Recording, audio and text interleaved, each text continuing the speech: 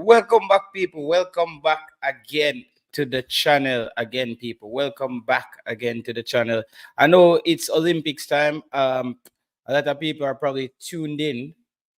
A lot of people are probably tuned into the big games. But the big races. But I think a lot of people are also quite disappointed since Noah Lyles, he took the 100 meters. And, I knew he was going to win that race. I actually did a video about him winning the race. And I thought experience, I thought he had a little bit more experience than O'Shane. And there was a little incident where O'Shane didn't, they say like, where I saw a report where O'Shane went and say hi to Noah Lyles' girl and didn't say hi to Noah. I thought that was a sign of weakness, actually. If you come over, somebody actually did that to me on Saturday, and it's a sign of weakness because I know that person, and I know that person is just struggling in a them head.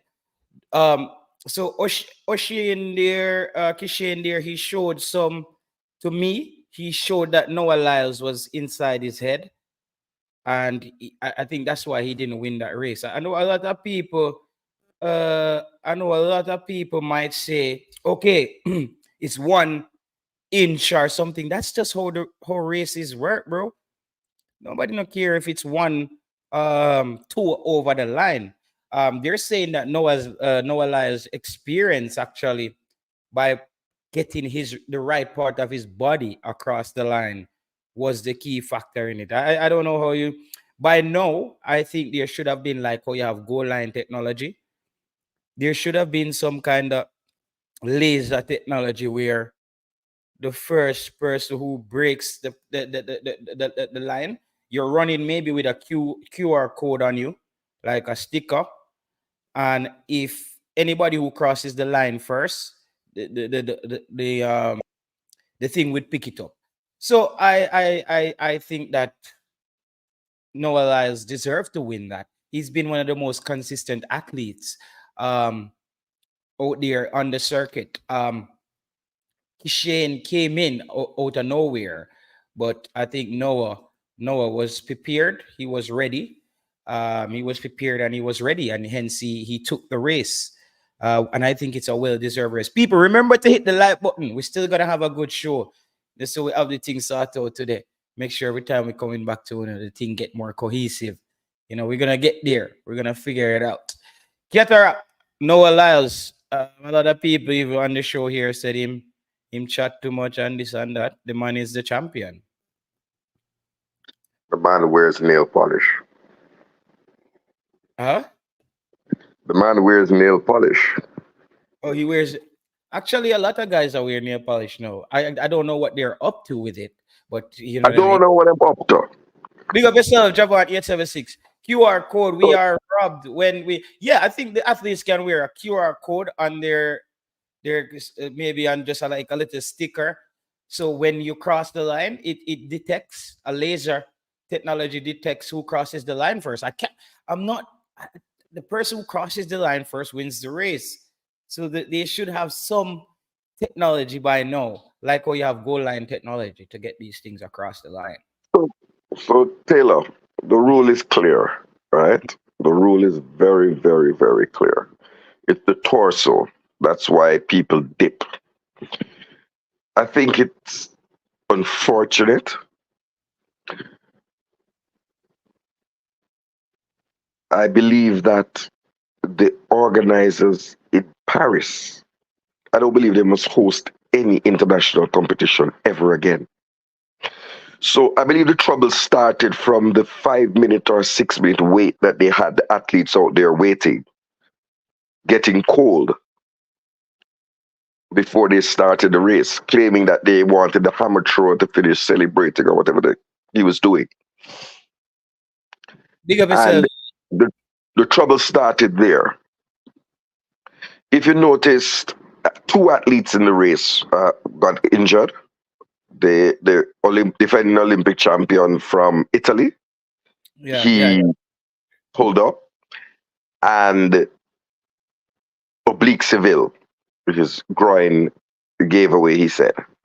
So when you have 2 out of 8 athletes injured in in a race, that's like a quarter of the athletes in the race injured.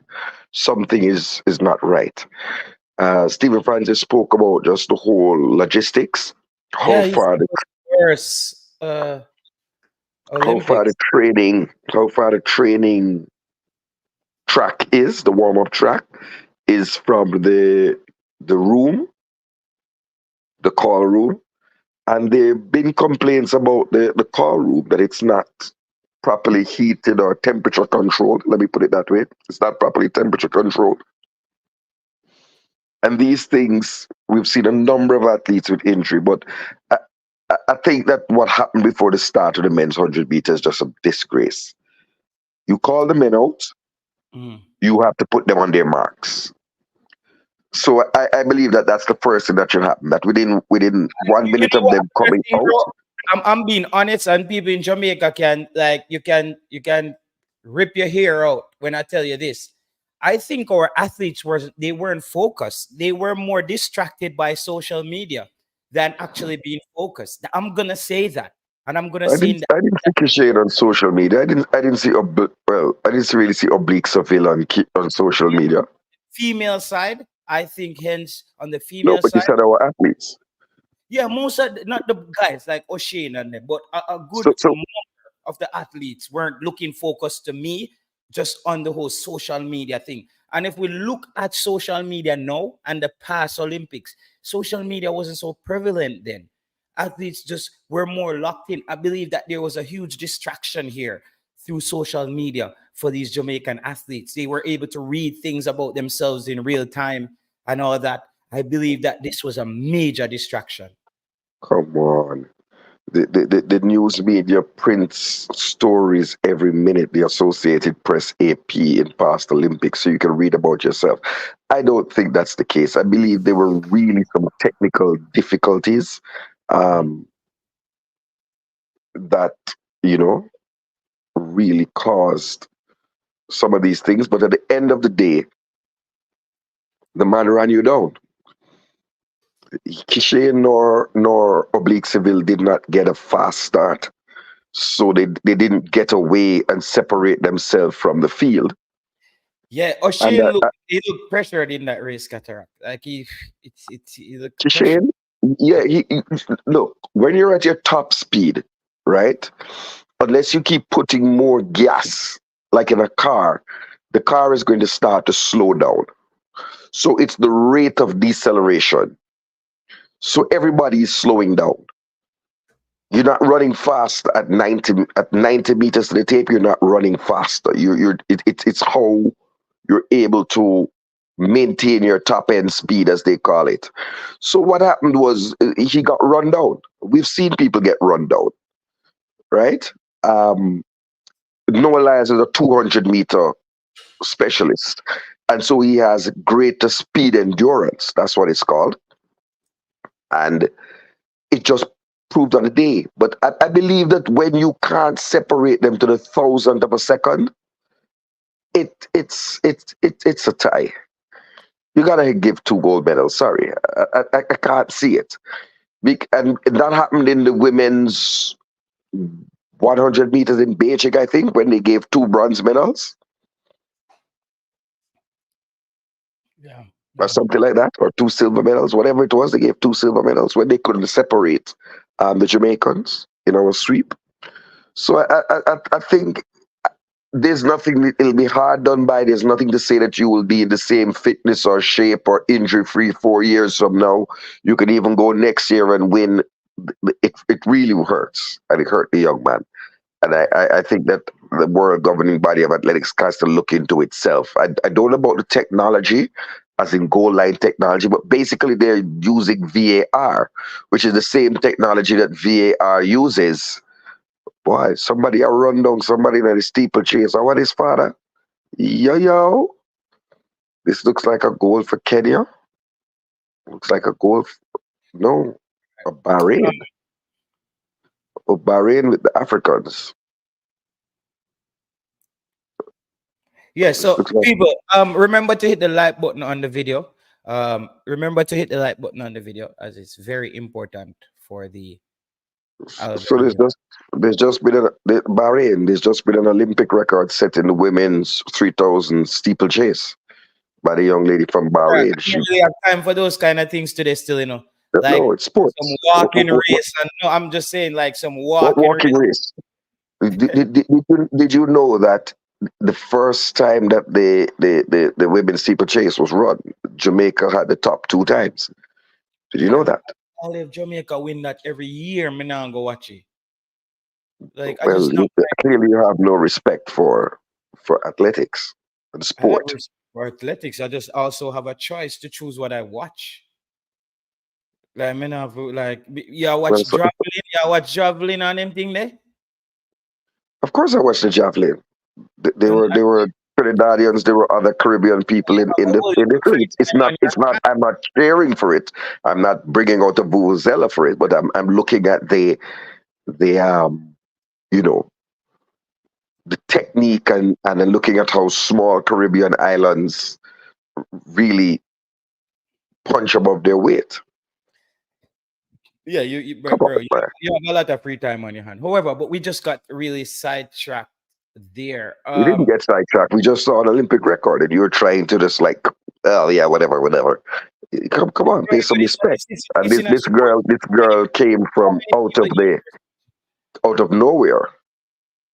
bro, cataract. I know you just got up and you got on the show and you're like, yeah, so people these people win. Then people I have a show going on here. And I'm you're telling me about I was doing something, bro. Some race that I don't even know what event that is. That's not what this show is about today, bro. It's not like this jolly aunt and we just go all over the place. I don't want to do that, bro. That's why I wait and you're still just carrying on with this race. I don't know what that is. So it keeps sidetracking me from what I'm talking about. Because no, I have to pick up at the pace again We on were the show. talking about Noah Lyles at Yeah, the but if you Olympics keep doing that, and bro, track. if you keep doing that, brother, it a show me off on the show, my youth. Like, So we have weren't we talking about? And I don't know how you easily is extracted. Weren't we talking about athletes who get run down and beaten on the line? And as we were speaking, it was happening in real time. but that wasn't the 100 meters though, in real time. It's a women 3,000 meter steeplechase. In a race, you can get run down. No, no, no, cataract, If it you is not. can't endure your speed, if you can't keep the speed, or if you start tying up, or if you start grimacing, you get run down. The body tightens up, the stride shortens, your stride pattern shortens. It's for, let us try to educate our viewers and the man them whether just come for this. So The there's technical steeplechase, things here steeplechase fits into how does the steeplechase fits into into the 100 meters discussion? because the young lady, Yeah. world leading, like Kishane Thompson, she just got run down and beaten on the line. But it's not the same rundown in a steeplechase and the rundown in a Any 100 meter rundown, dash. It's any not the same. rundown is a People, rundown. remember to hit the like button. Remember to hit the like button. Right. I'm just saying, it's like a person just see me and say, yo, a burger we are share, burger we are share. And I say, bro, me not really depend on burger. Me not really eat burger today or something like that. You see me like certain race, me not just you just lack appreciation, JT. Yeah, bro, like I won't be manipulated into watching something that I'm not interested in. Like everybody have a choice. There's some people I watch different sports. I go out and play golf. Do you play golf? I've And played golf before. but are you sitting at home watching golf? Even though I go out and play, I'm not sitting at home watching golf. You know what I mean? So it's certain things, bro. Like you choose things that you watch. You don't watch cricket as much anymore. You don't watch cricket as much anymore. Used to. It's just you choose what you watch. Bro, like certain races, I don't watch every event at the Olympics. When I was a youth and the event did on regular Jamaica TV, we had no choice. Well, it's on regular Jamaica TV. All I'm saying to you is, I think you're incorrect on this because rundown The home straight is 100 meters. Whether it's the 3,000, the 10,000, the steeplechase, or the 100 meters, when you turn and reach that straight, it's 100 meters. So whether you're running somebody down at 30 miles an hour, or you're running them down when they're at It's 15 not or the 20 same. miles an I hour, run track and field. So I run track and field. You see, in yeah, those kind of races, most of the work is not done on the final 100. Most of the work is done during the race, in keeping a sustained and steady pace and have enough left in the tank for that final stretch. So if you don't keep a steady pace throughout the race, even when you hit the final stretch and you have in the tank, you're not winning the race, because they would have been so far ahead of you. So that's why they talk about the time and how much you run this area. I don't know. So it's not you, the you, same. you are correct technically Mm, that in order to win a race in those longer distance, there's their tactics. mm. Their tactics of how fast you go out. You're Yes, correct. yes, But yeah, there are also some people who they call the kickers. Those are the people who can sprint the last 100 meters. yeah. But that's if Just he saying. has something left in the tank, though. Yes. No, because sometimes get a lot of people. Like, let's say a person starts that race very fast, them have to be really good to get back that kick there at the end again in the tank. Because when, as I said, muscles start tightening up and you becoming, they reach into the middle of the race, there, so you still have to can't let the field drift too far from you to even get that final kick. So fast starters in those races are never usual. It's just people who are really, really good, good, good, good. Tell that to Natoya Gould, our 800-meter runner, who just always runs out fast and the furious. And every single race she gets caught in the last 50. But there you go, people. My view, Noah Lyles got the goal. I think Jamaica should have put in a protest. But really, what we're seeing is the same sort of VAR technology where they're measuring Why do millimeters. Jamaicans always a complaint say them a rap whip? Like Noah Lyles won the No, race. no, the race was equal, and in the history books, it's going to say equal. It's a, so But at you the want end of about the day, I you think want about a tie. Jamaica should have, you could, Jamaica should have put in their protest within the time allotted. That's all I'm saying. So why we can't? Because I think that O'Shane is still young. Him have time, and Shame, if person shame. was Kishane, yeah, me I mix him up with the cricket youth then, O'Shane Thomas. I think he has time. He has, at least if he stays injury free, he has another Olympics left in him. So I'm not really worried that he didn't win this time around. I think the more experienced athlete actually won the race. Yes, the more experienced athlete won the race, but I don't think that's the reason why I think people are mistaking it. First of all, Kishane was reaching for the line, right? He dipped early, right? Which you decelerate a lot quicker when you're Yeah. dipping, right? So his foot had reached the line, but meaning his stride pattern had shortened. Because if you looked at the semifinals when he was running, his knee lift was high and he was driving, right? Every time it touched that track, is explosive. Every time I think I said Noah the Lyles stroke. was in his head. Noah Lyles was in his head. No, I don't think he was. I think it's Uh, Fred Gurley. I think it's Fred Curley that was next to oh him. yeah, the guy, because that guy, The I guy think, next to him. yeah, he didn't know what that kind of time that guy was gonna run in. Is it possible to say that Jamaica is sitting in a silver medal position in the long jump, the men's long jump? Would that offend you? No, that's all right, man. Yeah, Um, I think we get another medal today. Yo, I think we were Team Jamaica was disappointing overall, bro. For me, personally, especially with on the female side of the sprinting as well. I just feel like the whole thing was chaotic. And I'm not blaming the athletes, but as I said, I think it's a combination of bad planning and the Olympics committee. I think France should just stay away. When I saw the French making beds out of cardboard, temporary beds out of cardboard, I understand that they want to, they know they're gonna have to throw these beds away, or thousands of beds. Well, I'm like, it was just tacky. And I said, I saw this one girl who was a swimmer. She's like, why every time you're going into the pool, you have to cross another pool first, like, which is water just Yeah, running all it's bad. It's the place. bad. It's bad. It's bad. So Jamaica just secured a silver medal in the men's long jump. Pinnock Yes. is his name. Pinnock. Okay, Pinnock. The field events are holding us up. Pinnock Yeah, grab a silver. Yeah, silver secured. All right, that's good. It seems silver like secured. Silver secured. And the Greek athlete, Greece has won that. He just ran through the track, just ran through the pit. Let me see by how much. But congratulations to Pinnock securing the silverware, a silver medal. Um,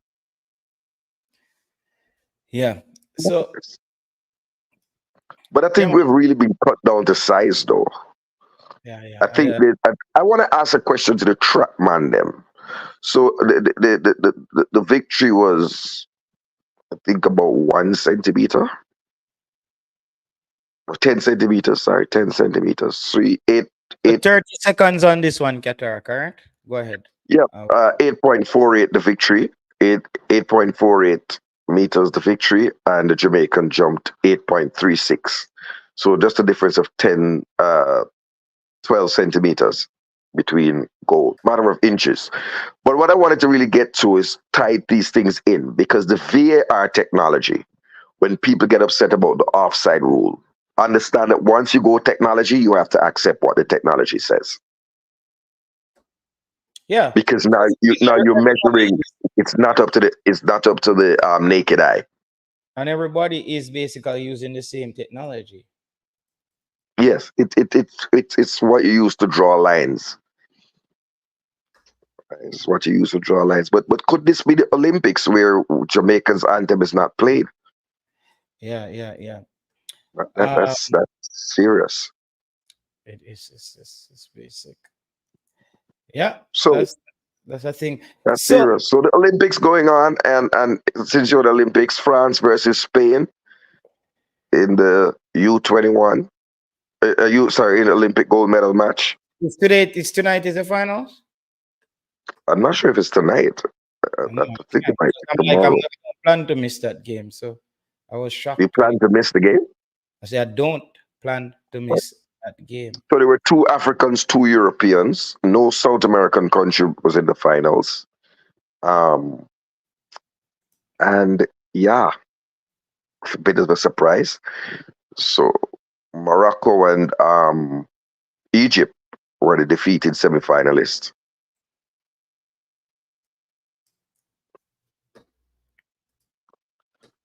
So France v Spain. All right.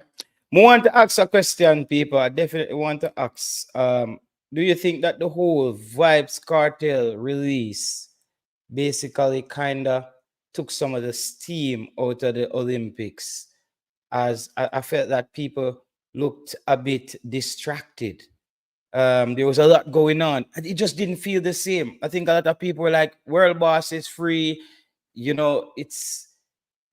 I feel like it kind of take a little bit from the Olympics. What do you think, Cataract? Um, well, justice delayed is justice denied.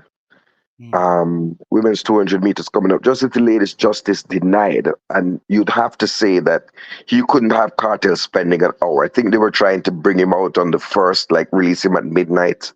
So he yeah. came out on Emancipation Day, but they were having not even an extra hour or minute of it Wow. in there. Who's this And old what ass a DJ? day to come out on Emancipation Day. Yeah. Wow. So they, I think it has overshadowed a little bit, Mhm. but I don't think it has overshadowed as people would have thought. I think they're grabbing equal headlines, but for the wrong reasons. Jamaica is grabbing it for the lack of medals and some substandard performances.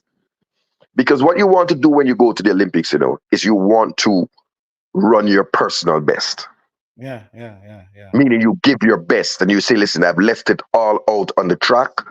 Me never have no more to give. I hate that.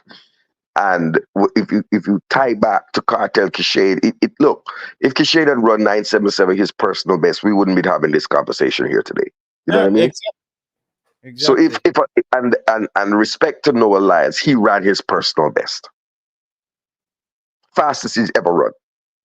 So I don't think Cartel is overshadowing it. I think, as a matter of fact, the Olympics might be overshadowing Cartel because Jamaicans were gripped to the Olympics That's a good. over the That's actually weekend. a good way to look at it as well.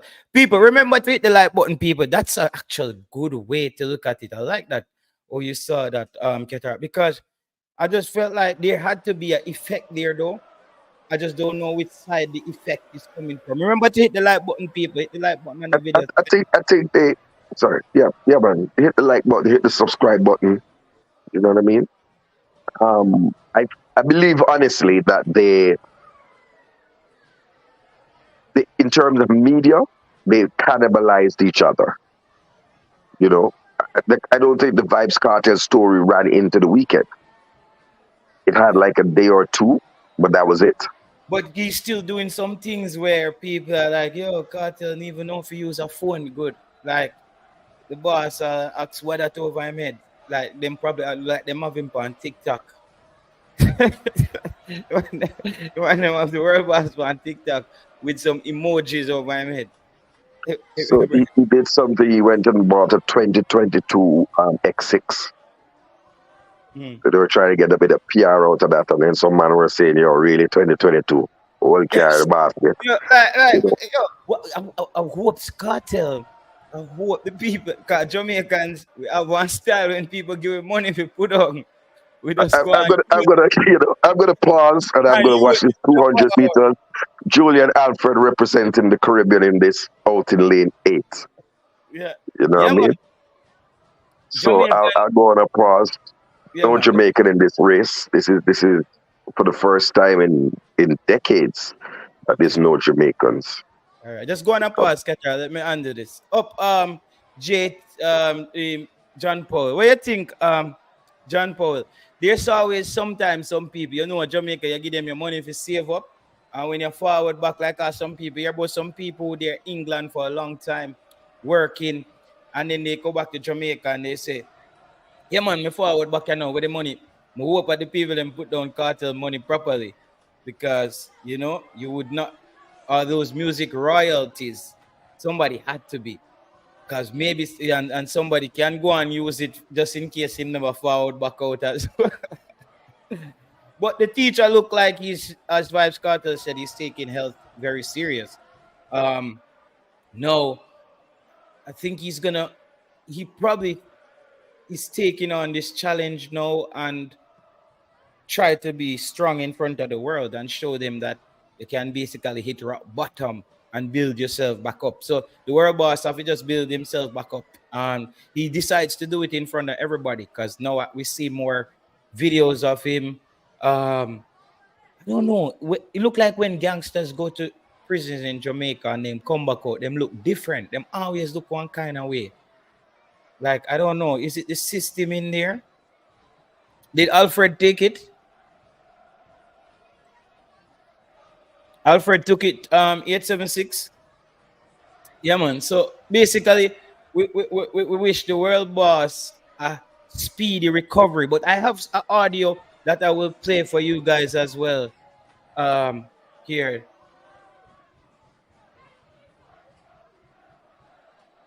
Yeah. Champion run that Gabby. Okay. So we don't have any Jamaican in it. That's worse. Ernest Morris says, no, JT, it can be disappointing. It was injury that robbed us of high performance. We will be back.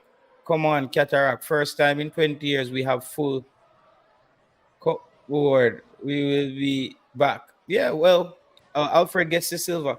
Yeah, hopefully they will be back. We will want Jamaica to be back. But I said that on a show. I said that on a show in here where I said, um, guys, just like how reggae music slipped away from Jamaica. I'm not saying that track and field slipped away from Jamaica, but we cannot take up our foot off the gas and just be like, we are Jamaica and we just always have the best talent. You know, I think We them have to harness that and make sure that they keep the thing going, and it's not just like end up like our football. We are trying to get back to where we need to get to. So So, but I think the training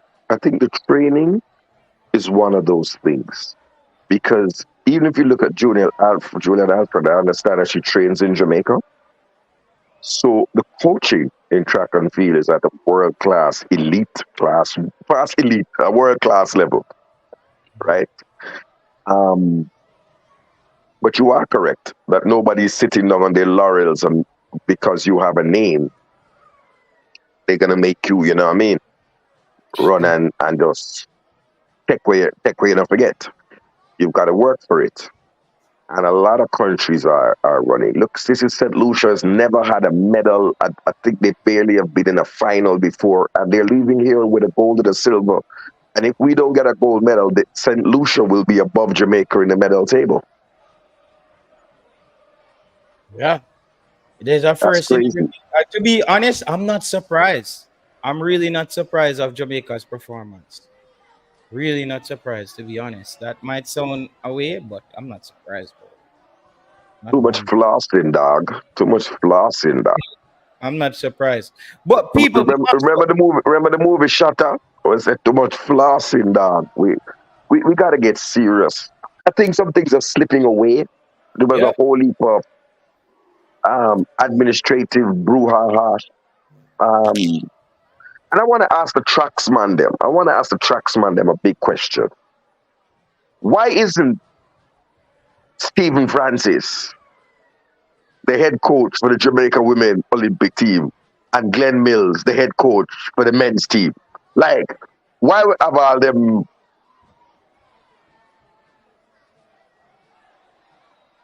I don't know, fuzzy equivalents.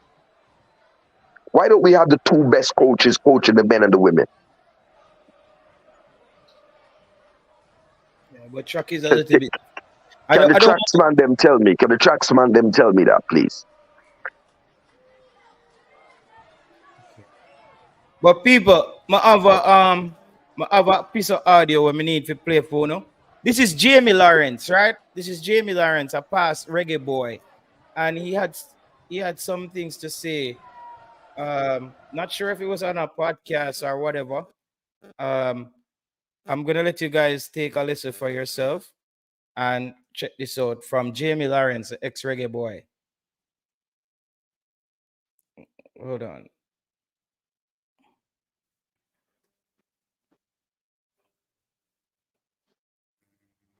Speak.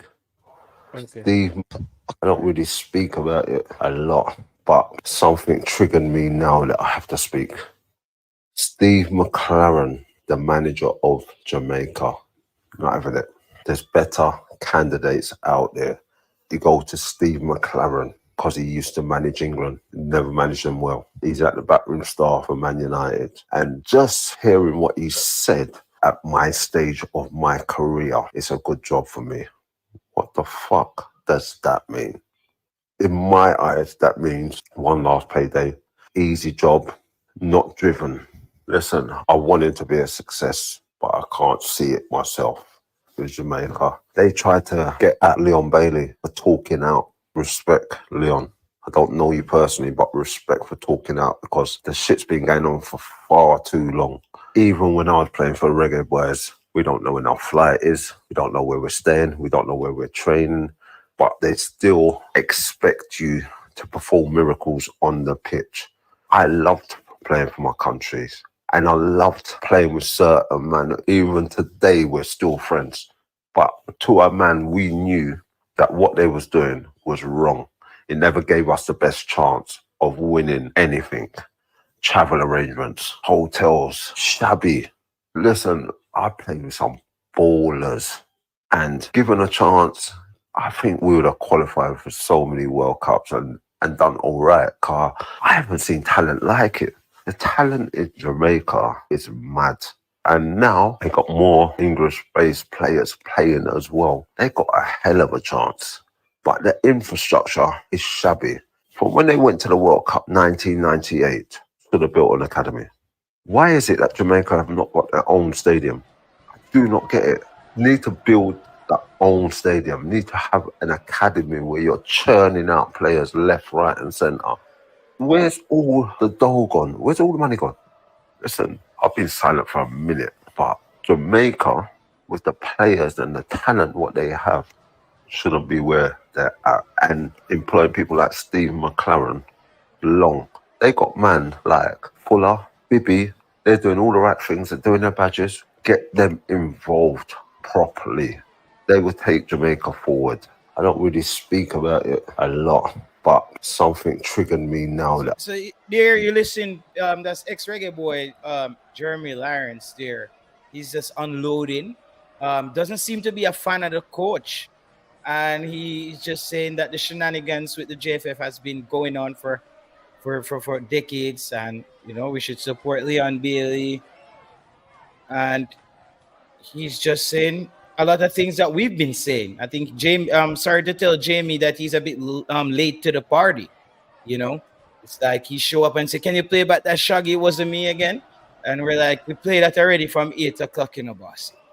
So I understand this is a reggae boy talking here, and he makes some strong points in there still.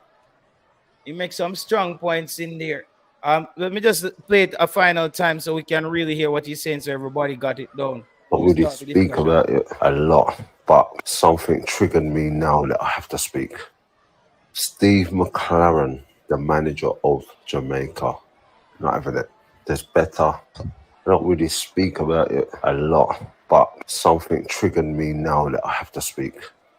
Steve McLaren, the manager of Jamaica, not having it. There's better candidates out there. You go to Steve McLaren because he used to manage England, never managed them well. He's at the backroom staff for Man United. And just hearing what he said at my stage of my career is a good job for me. What the fuck? Yeah, better late than never. His voice has a lot of weight. When voice I got to do, man? Tell me what Jamie Lawrence voice I got to weird. Come like understand the operation we are going. As cricketer could say, come like understand the badness.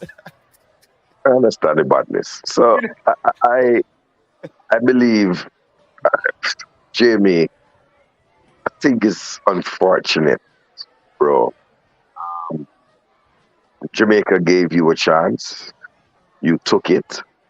You did all right for us. But when you came here, people were saying the same thing. Jamie Lawrence in the midfield. What the Yeah. So the same way that you were talking about McLaren is the same way enough people were chatting about you. Yeah. But you came and did your contribution. So I don't think you lambast the coach without seeing what the man can do or what he's the project that he's um, moving on, the direction and the thing. You know what I mean? That's unfortunate. I do think, however, Jamie Lawrence might feel a bit aggrieved because he was certainly he was the strength and conditioning coach for Zambia, if I'm not mistaken. So I think he could have been brought into the backroom staff as a strength and conditioning coach for the Reggae Boys because he's full certified in that. You know what I mean? Um, Kevin Stewart is another certified fitness coach, recent Reggae Boy. But Jamie's done it at an international level. So I think that one of the things we could look at doing, but having spoken out of turn, I don't know how you come and work with the man. I would have been arguing for him to come in as a strength and conditioning coach. You know what I mean? And really help bring the team over that level. Especially also the fact that we need the midfield looked at. And he played midfield at a high level. Wasn't the best midfielder, but he played at a high level. Leicester City, Bradford. Those are the ones I can remember. I think he got a promotion with Leicester. You know, but Jamie, on that side, I don't agree with you. However, on the side about the administrative, I think we need to take sleep and mark debt. I think what he's warning us is that this can all go to shit off the field, even though we now have the talent on the field. And yes, more and more players are speaking up, right? Who was the brother? Lord, he was a Leeds player. James Beckford, a former Everton and former Leeds man. He spoke about conditions, and it's not because you're a poor nation you can book a right flight. You know what I mean? You can book hotel room. So they got to get it administratively correct. But I also think that he ought to accept that we have moved on somewhat, somewhat, not fully, because over there when we went to Dominica, we were booking hotel on the other side of the island, and management tell us that you have to drive 1 hour to go to training thing, and then 1 hour come back go at the batch venue. So I wanted to know who booked those hotels. You know what I mean? So I take the warning, Jamie. Thanks for um, confirming what we have already known, that administratively the JFF is weak. I saw in the newspaper someone was saying that they should have spent some of that money on getting the qualified administrative people in. It was in the Gleaner article. But I also want to say one more thing, and then I throw over to you. Look, it's all hands on deck, right? Um, Jamie, try and convince some big man to come play with you now. Where you Come on, have the thing. Jamie, what are you Be an what are you, ambassador. yeah, be an ambassador. What are you doing? Can we have to ask that you know? Yeah, if you Yeah, can what you doing? How you doing it? what are you doing, Jamie? What you doing? Let's let's No, let's man. No, man. Remember good enough, man. Remember good at the same thing them used to say about you. I mean, a man in a bleachers defend you. You understand? yeah. You never bad like Daryl Powell in the midfield. Remember the lawnmower? Jamie Remember the Lawrence lawnmower, man? captain led JFF, not the present JFF. Lawrence want to see a coach that wants to bleed for the badge. Bro, the man trying to say with your own, especially when they are certified. Local um certain things there's a Damian James we can't disclose on the YouTube. Local coaches want to see a local coach. Forget reggae boy wants to see a former reggae boys in the job. Not surprised. Whoa. And that's why we have smart people like Duckland standing at them to actually look at things the other way as well. Because that had so much explanation to it. That But you Jay Taylor, didn't he say so himself? They are working on their badges. They don't have their badges. They don't have a UEFA Pro license. They're working. Yeah, do your CSEC, do your CAPE, get your degree, and then the time will come. I also don't think that Jamie understands something, though, that, yeah. all right, so let me put it the other way. I think I'm hypothesizing here that this might be linked to the Ole Gunnar Solskjaer being on the list, Mm-hmm. because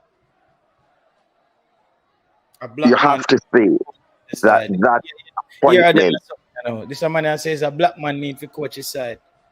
Jesus, oh Lord have mercy. Don't even read it, man, before them flag the video. Let's leave them foolishness alone. Come on, bro. It doesn't Just, matter. A good coach needs to be coaching the side. yes, and we have a qualified coach, right? A good and qualified coach.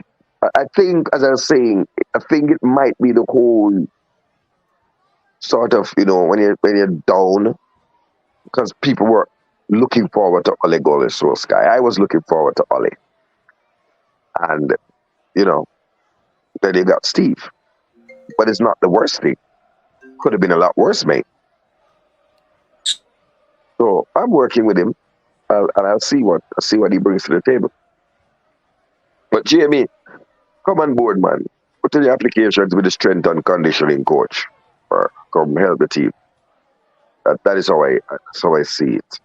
Remember to hit the like button, subscribe, and to get the content on Sports Prophecy, hit the notification bell. Mm. You see, with Steve McLaren, I hear Catcher in terms of like him being qualified, right? Just as so any coach the JFF would hire, they would definitely be qualified at the highest level. However, just as a coach coming in, right, and with the quality of players that we possess at our disposal, despite Steve being qualified, JT, I just don't know if I have full confidence in him to get the job done. You know what I'm saying? Yeah, it's a more wait and see thing for you. Oh, how were Yeah, you man. so confident in a Who, Ole? who are we speak? Who are we speaking to? Who are we speaking to? In terms of hold on, in terms of all his abilities, right? Mm. It is more recent and tangible in terms of something I've seen in the recent times on the football that Ole played compared to a Steve McLaren who, for a good period of his career, he has been an assistant. And if you look at the positions in which he's been the main man, he hasn't really had much of a success. Where was he a main What are man? you talking about? Middlesbrough. Yeah, Catcher, just Middlesbrough. join with him, and then I can hang up and press. Go ahead, press him. I hear you. Oh, so Middlesbrough, right? And FC 20, in which he won the league, and he went back there, wasn't successful. And Derby, Newcastle, Derby County. If you look at those jobs and what the history shows and what is written, he didn't succeed at those places. You know what I'm saying? So I would have had more confidence in Ole that there's something more recent for me to go off of Yeah, compared to like. Cataract has something to say to that. Oh, I'm on the call? Yeah.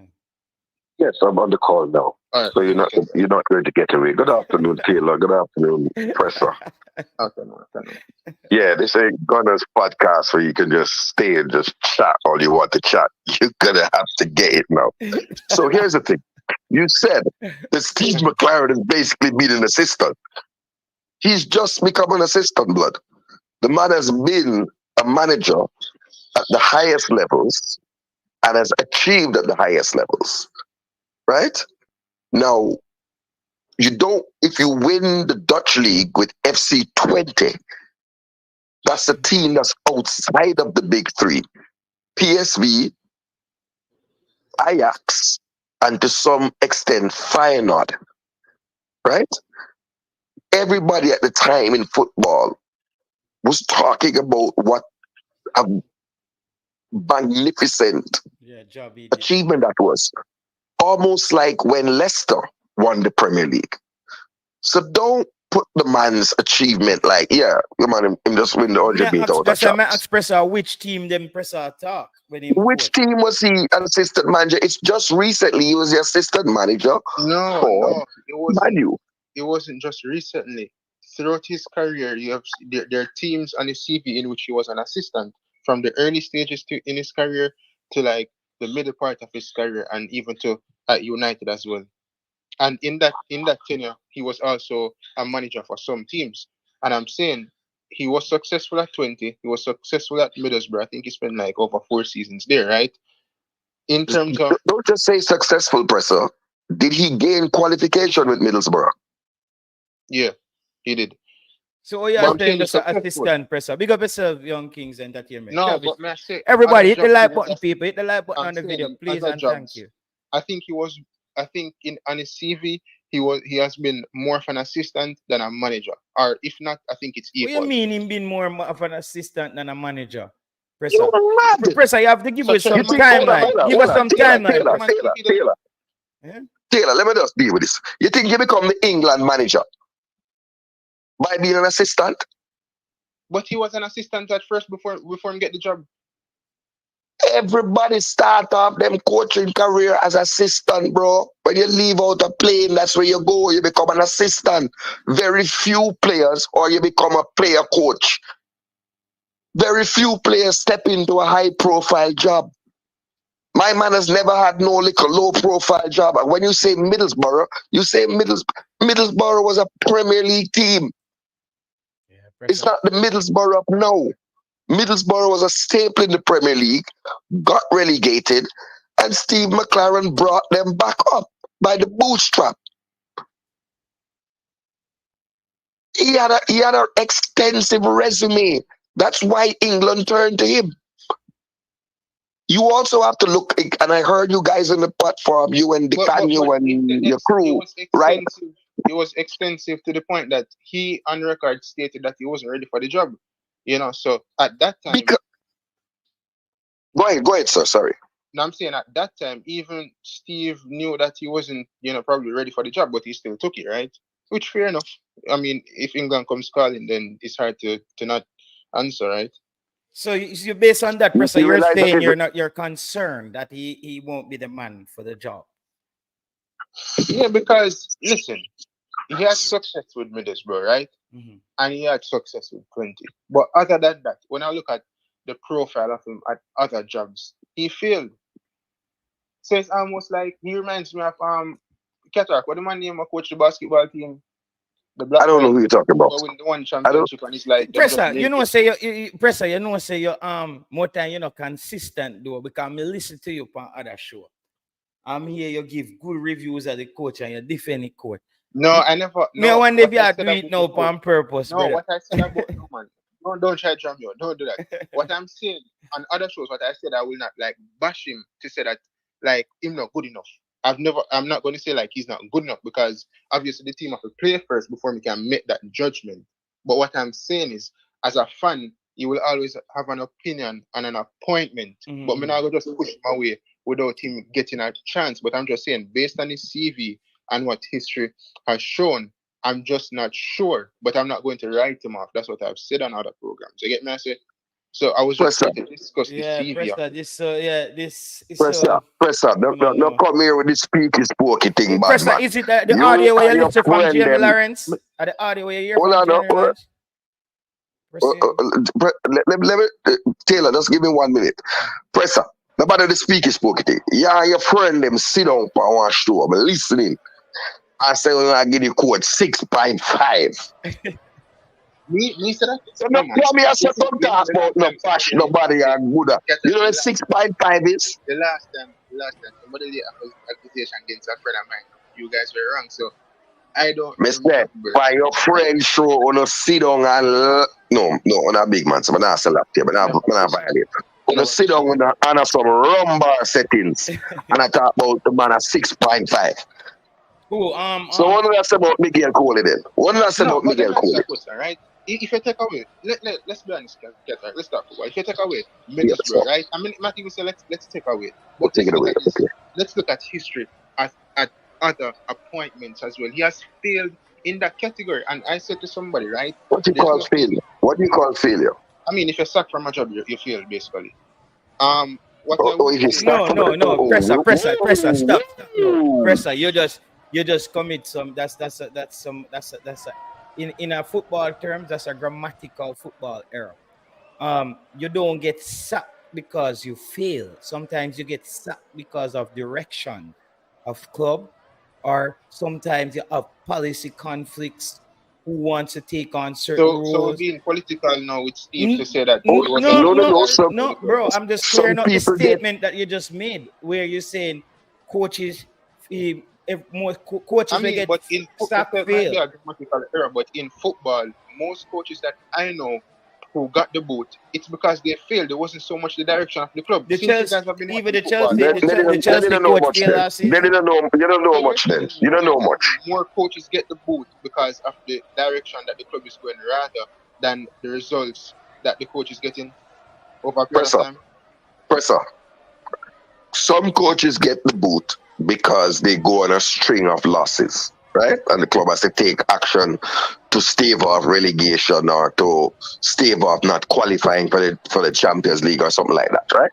However, they are a significant proportion of what you call separation, some by mutual consent, where transfers, the differences over transfers, people ask for transfers and can't get the transfers that they want, can't get the players in. There are others who can't get along with the owners, Middlesbrough being a key example, right? Not Middlesbrough, sorry, Newcastle, right? Where this is a toxic relationship. Some coaches get the boot. And if you look at Steve Bruce, when he went to Aston Villa, it's not because he had a bad record, it's because he played for Birmingham. Man in Aston Villa have nothing to hear about him unless he's bringing perfection. Brother, So pressure, just make pressure know reasons. Make pressure know that this is probably one of the highest level coaches I think Jamaica has ever hired. The highest. But what I'm saying, apart from Winifred Schaefer, Bora Milutinovic. What I'm saying is, I believe more managers that eventually got the boot, it's down to results compared to direction or disagreements. Like, if you look at the past, 10 years or past 5 years, name me the managers that got the boot more so for the direction of the club and disagreements compared to managers failing in terms of results. Jose Mourinho, United. Yes, he was. Darren Moore. Let me start easy. Darren Moore and Sheffield Wednesday. He got promotion with them, and he wanted a salary increase, and he wanted a transfer kitty, and he had certain players identified on his transfer target list, and they said no to the top 3 targets. We're not bringing those players in. They've had other people who have left because of let's take Rafael Benitez and I think his name was Evans when Liverpool had a co-coaching thing, and man said, "Listen, I'm not dealing with this," and Evans just cut. You have all kind of thing, man. Bringing director of football and tell you say you're not in charge of transfers anymore. Is the director of football around things? I get that, and I agree that you have managers that by mutual agreement they walk away, right, rather than getting the sack. But I'm saying, just as much as you have them, you also have managers that got the sack because of results. Yeah, that's natural. That's natural. That's what I'm saying. Yes, but don't come here and act like that's the only thing. No, but I'm saying in some of his other jobs, he failed more so based on what I've read because of results more so than the direction that the club was going in. So let me ease you up. He didn't spend long at Wolfsburg. He went back to 20. He didn't spend long there. He failed. He went to Derby, Derby County. He got the sack. He got the sack from England. What is it because of the direction that these teams were going? So let me help you. Let me help you. You see, if you're going to be a YouTube person with your channel and stuff, you have to do more than just Google. You have to research and stop looking at in a transfer market. You understand? And read, go and research the articles at the time. What was the state of England when he took over?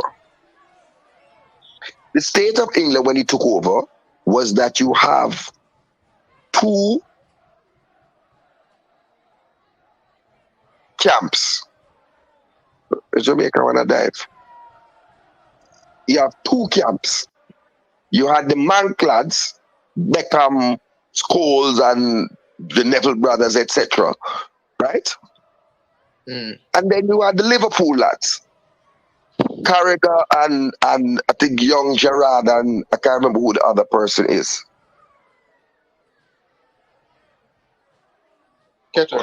I hear you. So he took an England side that had real problems in it. Real problem, not a baby problem. Listen, I would accept what you said. He failed to qualify, and he must answer that. I agree that there was I agree because we've heard past players talk about the direct rivalry between the Arsenals and the Liverpool that affected England, right? Arsenal and Liverpool, Manchester United and Liverpool. There's the others. A couple of Arsenal players in the team back then as well. Couple Arsenal players who? You probably had one. Which couple Arsenal players? But what I'm trying to say, right?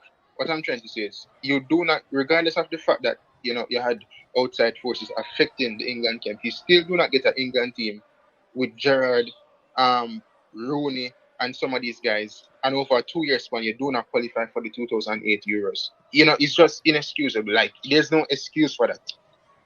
Because if he did Brother. qualify, everything would have been, oh, you're successful, everything is great. But when you fail, it's like we're finding excuses for his failure as So the guy that managed the team at that time. he failed to qualify. You are Yes. correct. And that I put down to failure, Yeah. right? But I'm saying you have to be a little bit more analytical and investigative in what caused the failures. But let me say this, And right? the fact of the matter is he was not of sufficient stature. That's why he said he wasn't ready for the job. He wasn't of sufficient stature And they were going through a to phase as hold. well. But Pardon me. They were going through a but phase. JP, if you look back at history in I don't terms know of what. Hold on, person. I don't know about not Taylor. No, I said I'm they were saying going that he through a was. phase. A phase. Yeah, but no, but what I'm saying is that he didn't have the stature, the experience to deal with that dressing room. It was toxic. It was toxic. Manchester lad, they never talk to Liverpool man, none at all. Then when them go up on the field, they keep up the same foolishness. It was the same foolishness them keep up. Boss Thomas want to know, Presser, what was the state of Derby County when Stephen McLaren took over the job? Steve McLaren. Derby County or Derby itself. It's Derby County. Derby County, me know Football. as one It's club, you know, Derby bro. County football is called. Yeah, it's just maybe the spelling, the people them see it as DERB, right? Now see him Derby County. Yeah, man, Derby County. Derby County. At that time. You don't know what you're calling the man take a failure. No, but if I get sacked from a job, if me get fired from a job, then I'm a failure to an extent. Jesus Christ. No, you know people bro, get fired from a job. no, Presser. Oh, you look on that, so. All right, not all the time as scatter, etc. There might be a difference in terms of new management, etc., etc. Right? All right, fair enough. Derby County is a small football club. Derby is a small city. It had overachieved. Derby was in the Premier League in the 70s. Leeds, Derby, those were big name teams. But as you got to the Premier League era, they couldn't sustain and they were in financial trouble. It was the beginning of the financial troubles of Derby. Right? So the problem started from there all the way up to that's where the problem started all the way up to Wayne Rooney administration. Yeah, man, that's where it started. That's where it started. They couldn't get the transfers, some transfers he wanted and stuff. He couldn't get them. But it wasn't a successful thing. But I mean, I don't think he failed. He just didn't have the success that they were expecting. So let me ask you this, right? I see him as a failure in some of these jobs, right? And even I was reading something where when he left the Middlesbrough for England, the fans at the time, right? It's like they weren't really like faced by him. It's like, yeah, he was successful in terms of getting promotion with them, etc. I think he went to finals with them as well. But fans weren't really, like when a manager leave a club and like the fans just say, "Oh, John, like you leave, gone, you leave us." That wasn't the case based on what I've read at the time. But when Al Grimson left, nobody from the Jamaica team was just screaming he left us either. No, can't compare. So let me help you again. Clubs in the north of England, the big clubs, have fierce rivalries, right? Manchester United and Middlesbrough, there's no love lost. All right? Middlesbrough is a big club. I can't remember the name of the Brazilian player it had. They had a Brazilian midfielder. They had Middlesbrough is a big footballing club. A staple. Let me say a staple in the Premier League.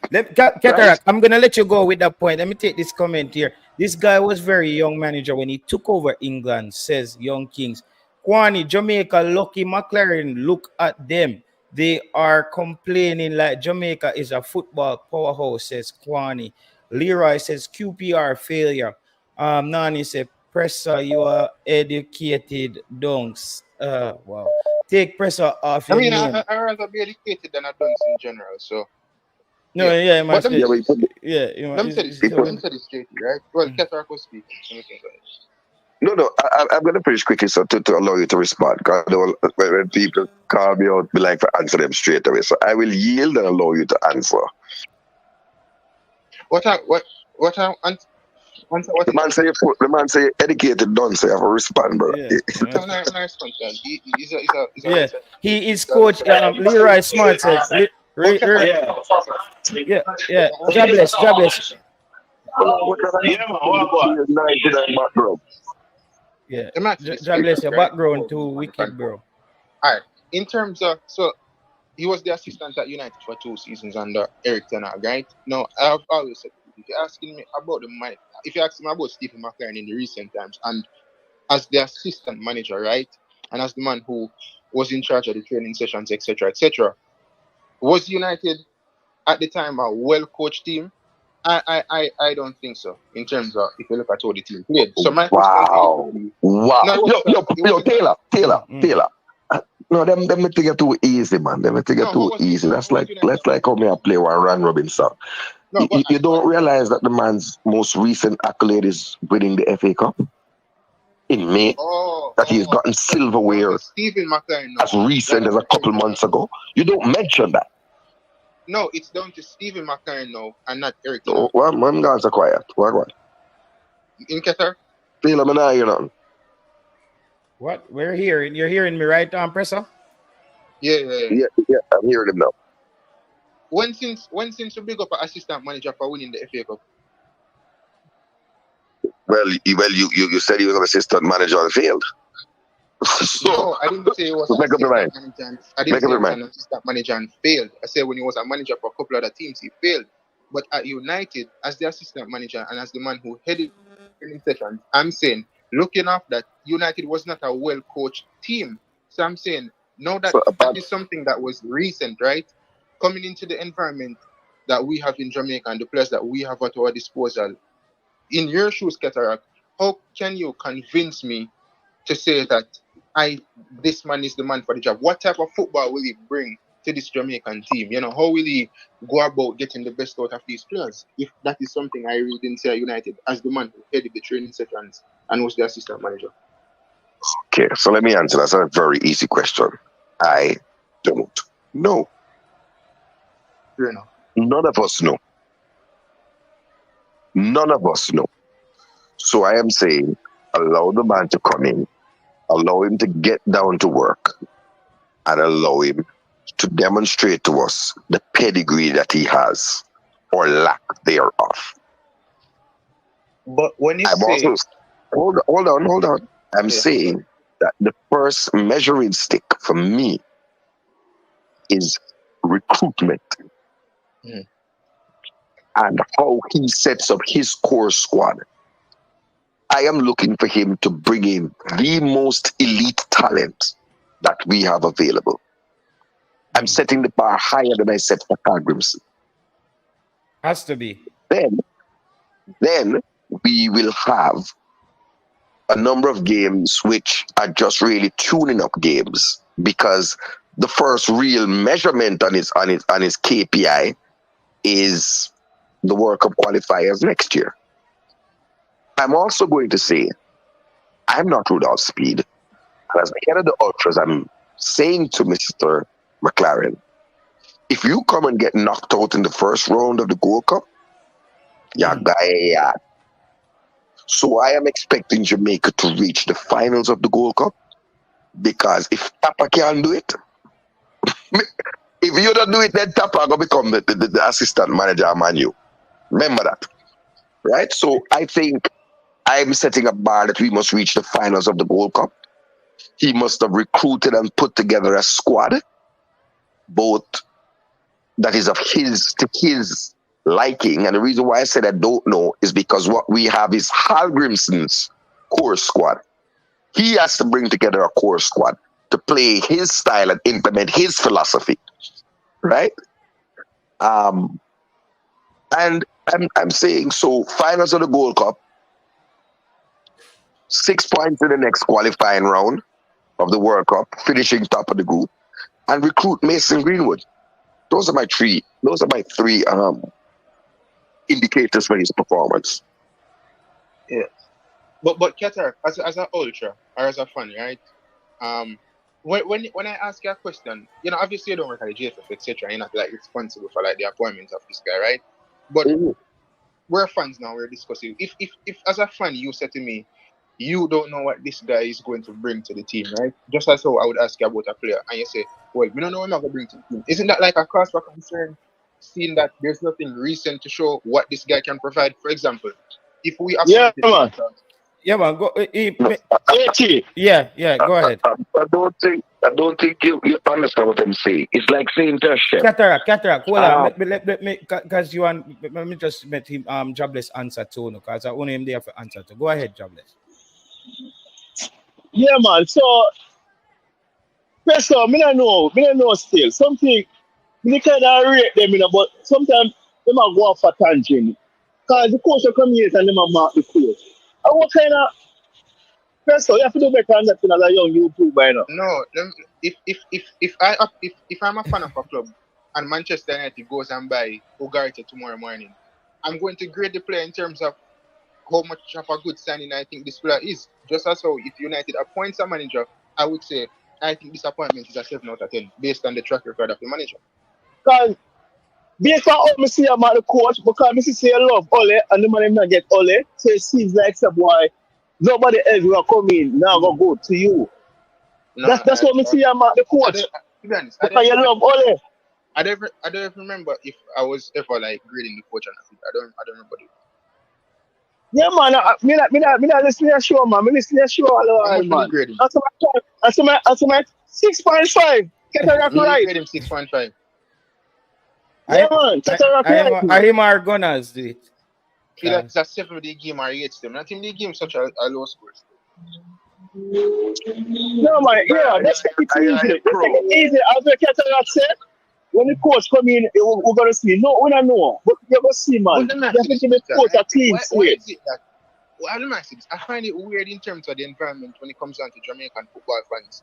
It's almost like we cannot have like a preconceived notion in terms of an opinion about a coach or a player.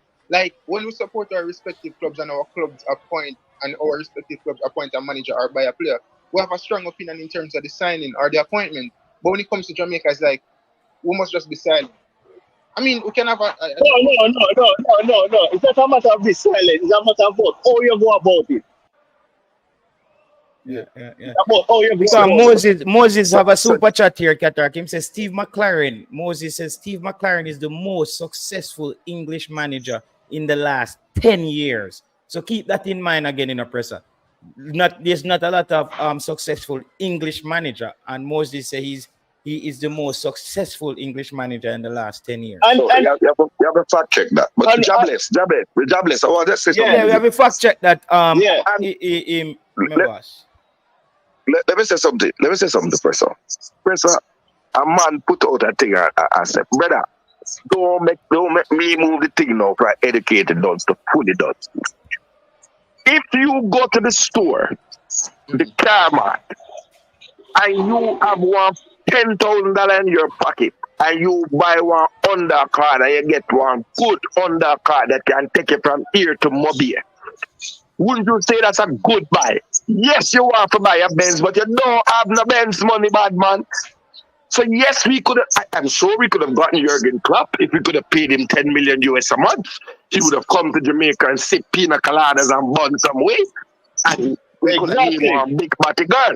But you have to understand that there are other constraints in the naming of a coach.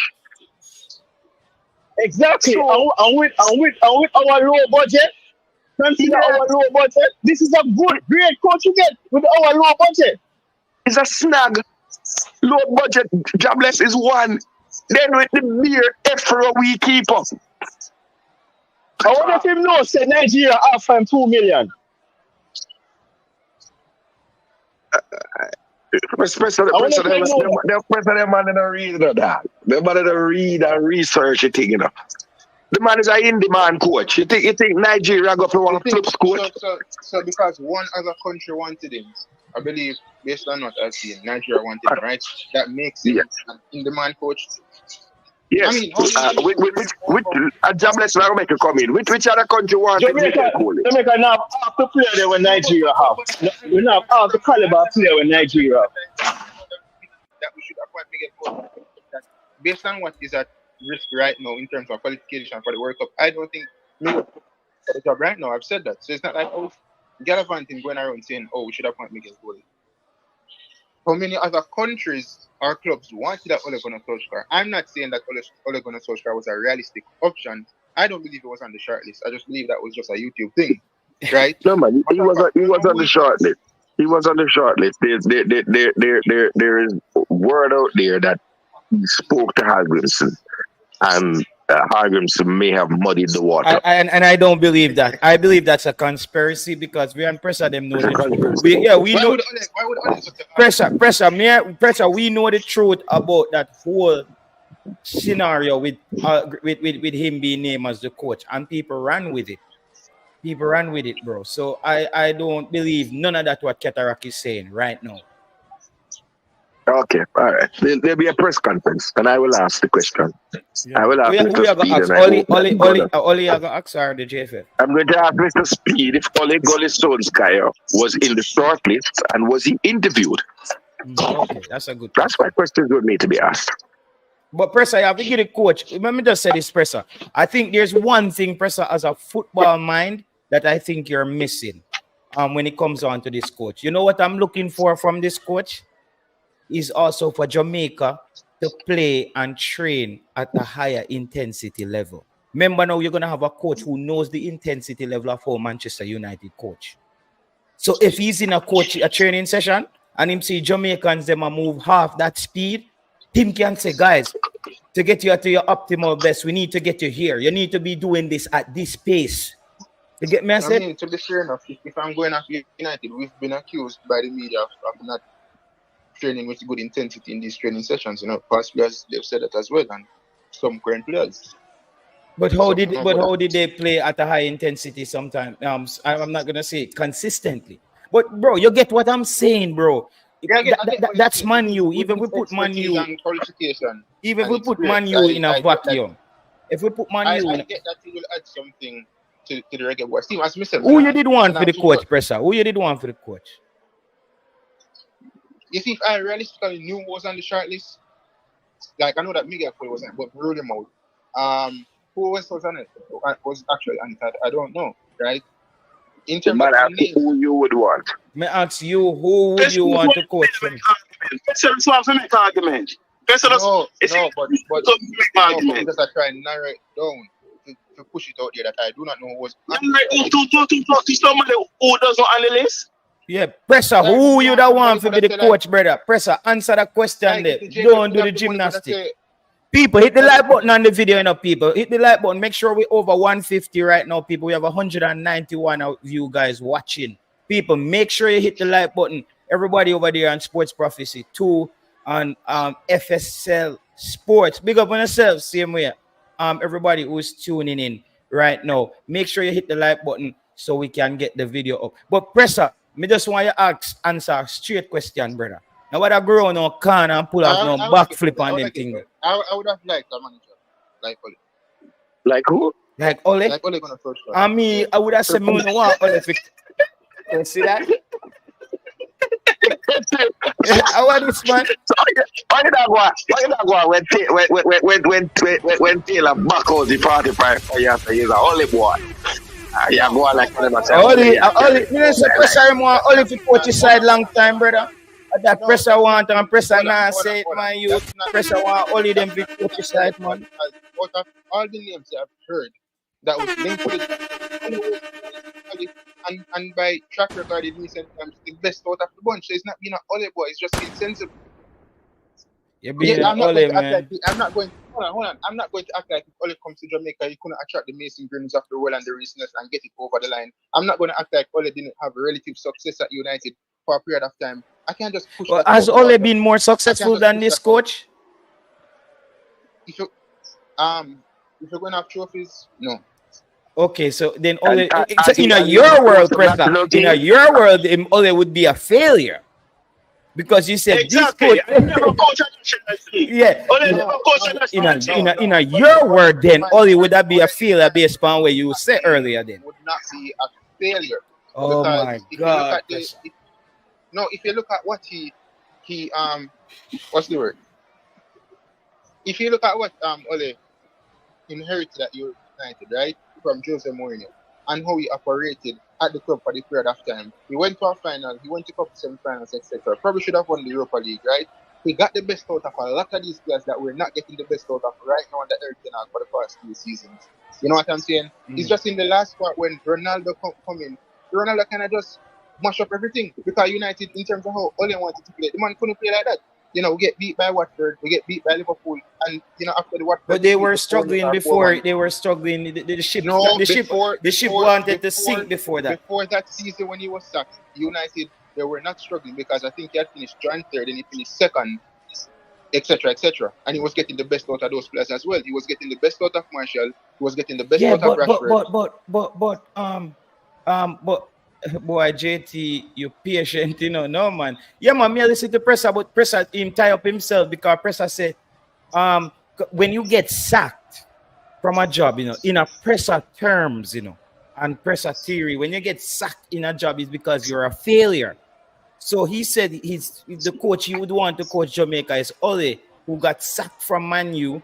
So he's also a failure, Presser. So then maybe you need to have a category of failures then that you need. Even if he's a failure, even if he was a failure by that standard at United, right? It doesn't make the overall makeup of the guy a failure in terms of he can't get an next job. Like a failure would be who Mono want to get a job like a Steve Bruce or some other guys. Like they want to just fail. So I just know them when I go further and fail. I get me I say? Yeah. But yeah, I said this is a quote, and I want to ask you again, Presser, how you come up to a grade and the coach who's gonna coach in the international game? I don't remember. I did give him a grade. I don't think it was a 6.5. That is a bit out there, bro. No. Presser, we're not. Forget about the grade. But how you come with a grade and the man a coach a game yet? So I'll give him 9.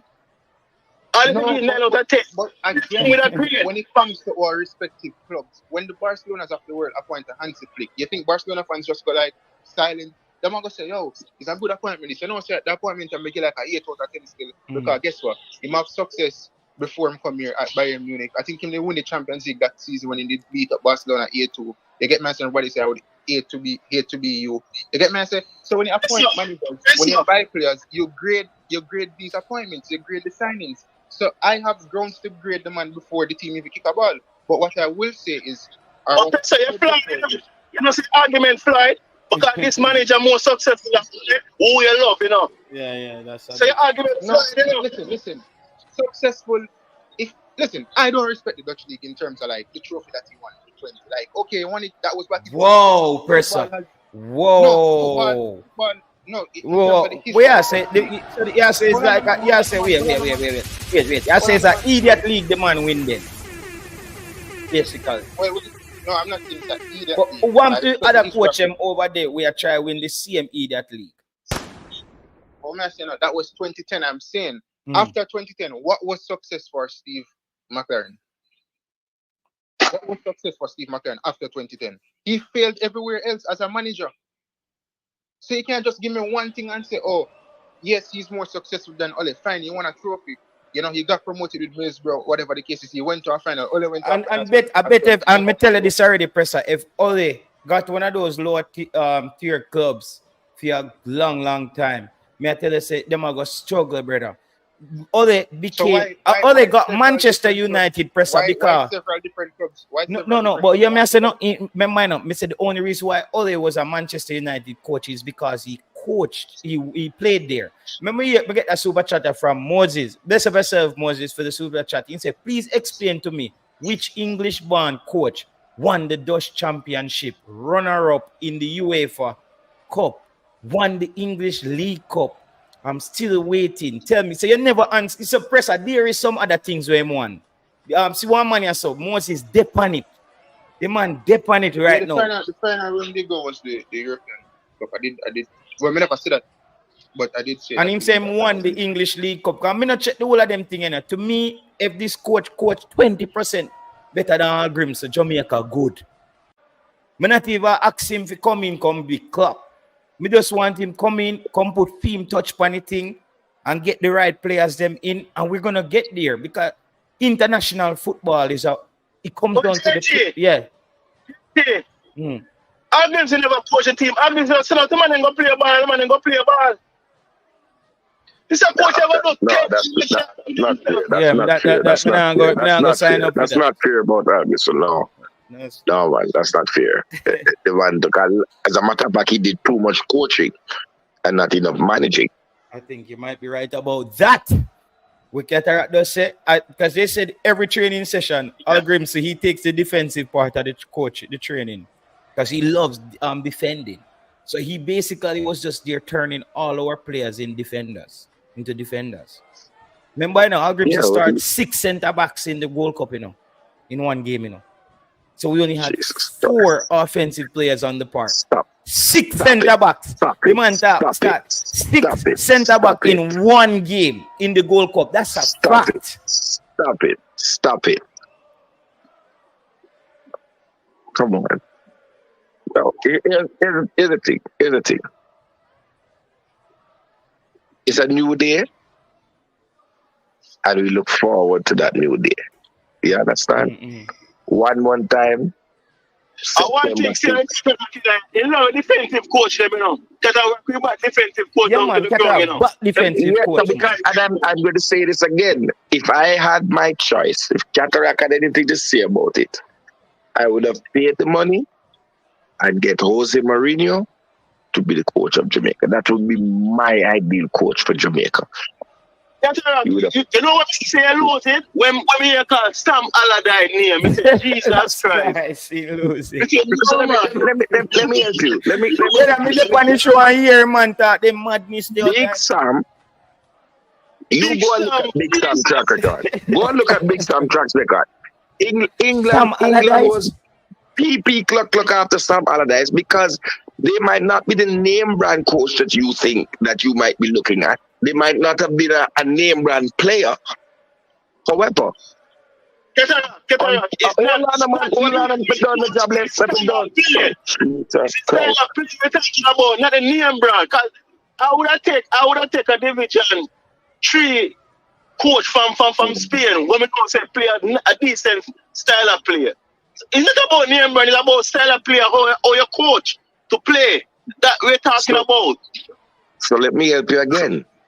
If you're talking about success, it's only one time that Sam Allardyce has failed in his career. One time.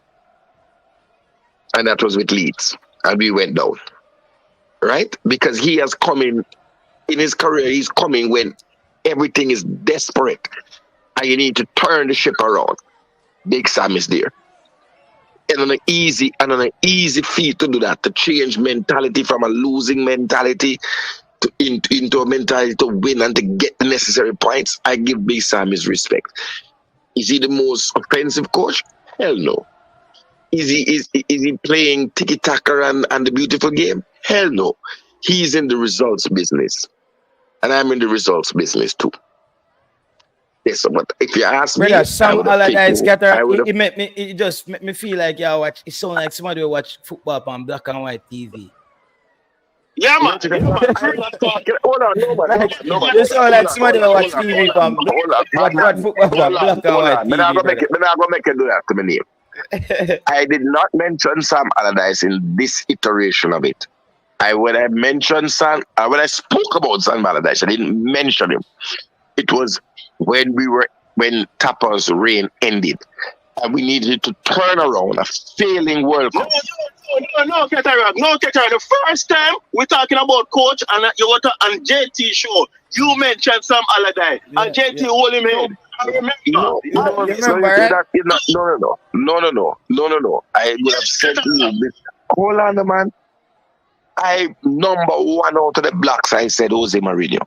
I also wanted another defensive coach again. Another defensive. And I said coach. Defensive, yes.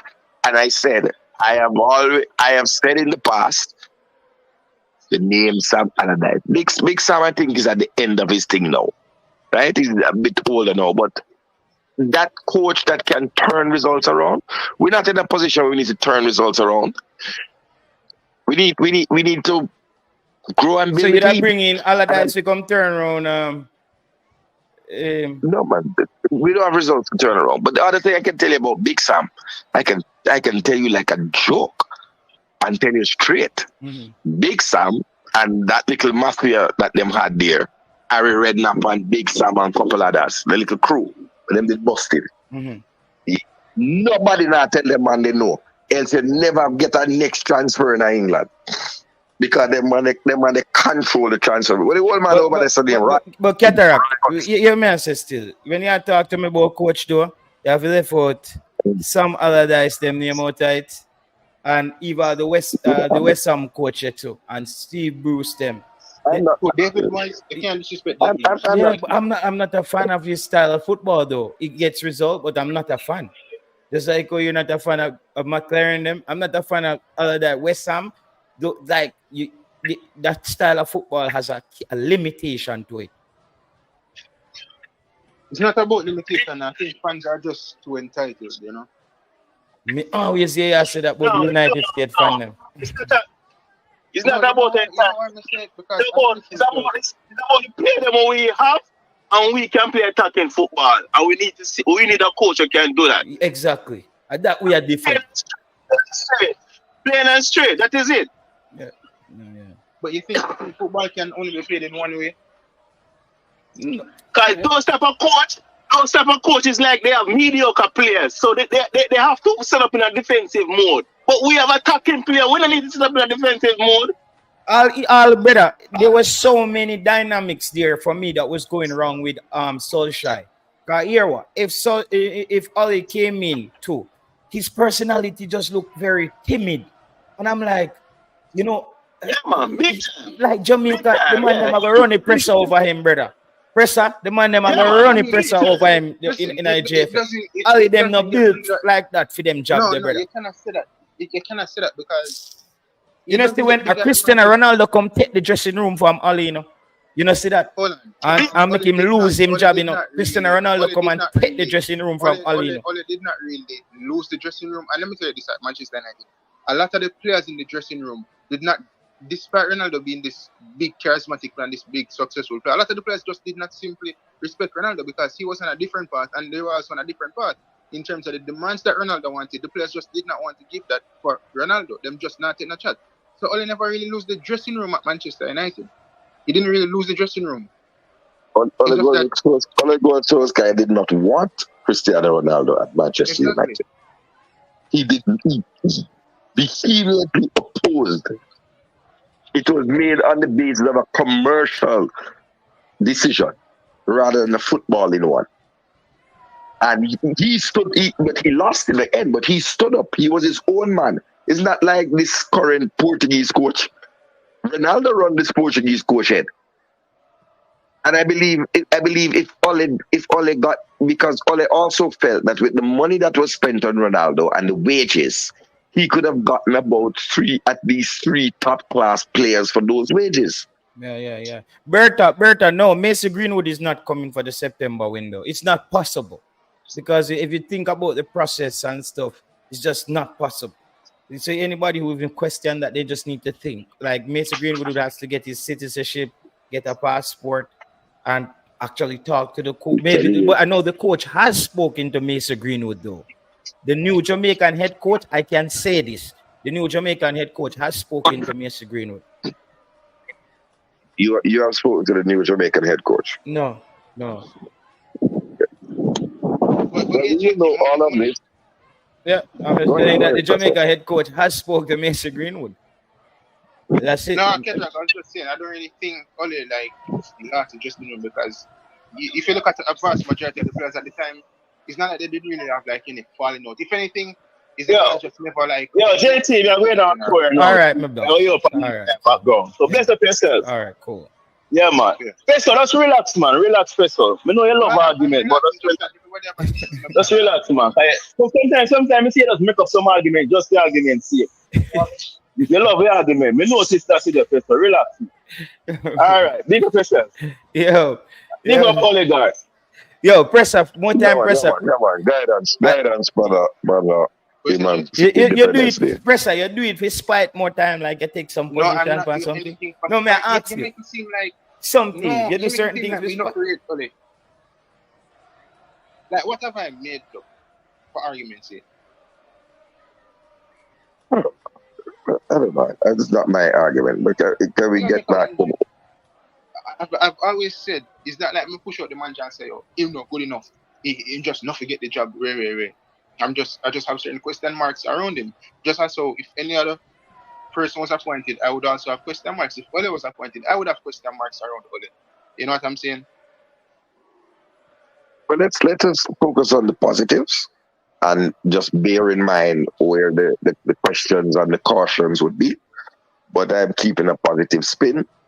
And hopefully the program stays on track. Like I said, I would have said Carl Grimson has achieved significant achievements. And any new coach that comes in would have to top that. But I think the real difficulty and why I'm going to give him the time is because it's like asking a chef, yo, come make that curry goat here, so. And when the man said to you, yo, but remember say cataract, him did go a shop and buy the ingredients and him have pimento and him have avocado and him have shrimp and a curry goat you want. So he has to get his core players as well as getting the inherited core players to understand what he wants to happen on the pitch.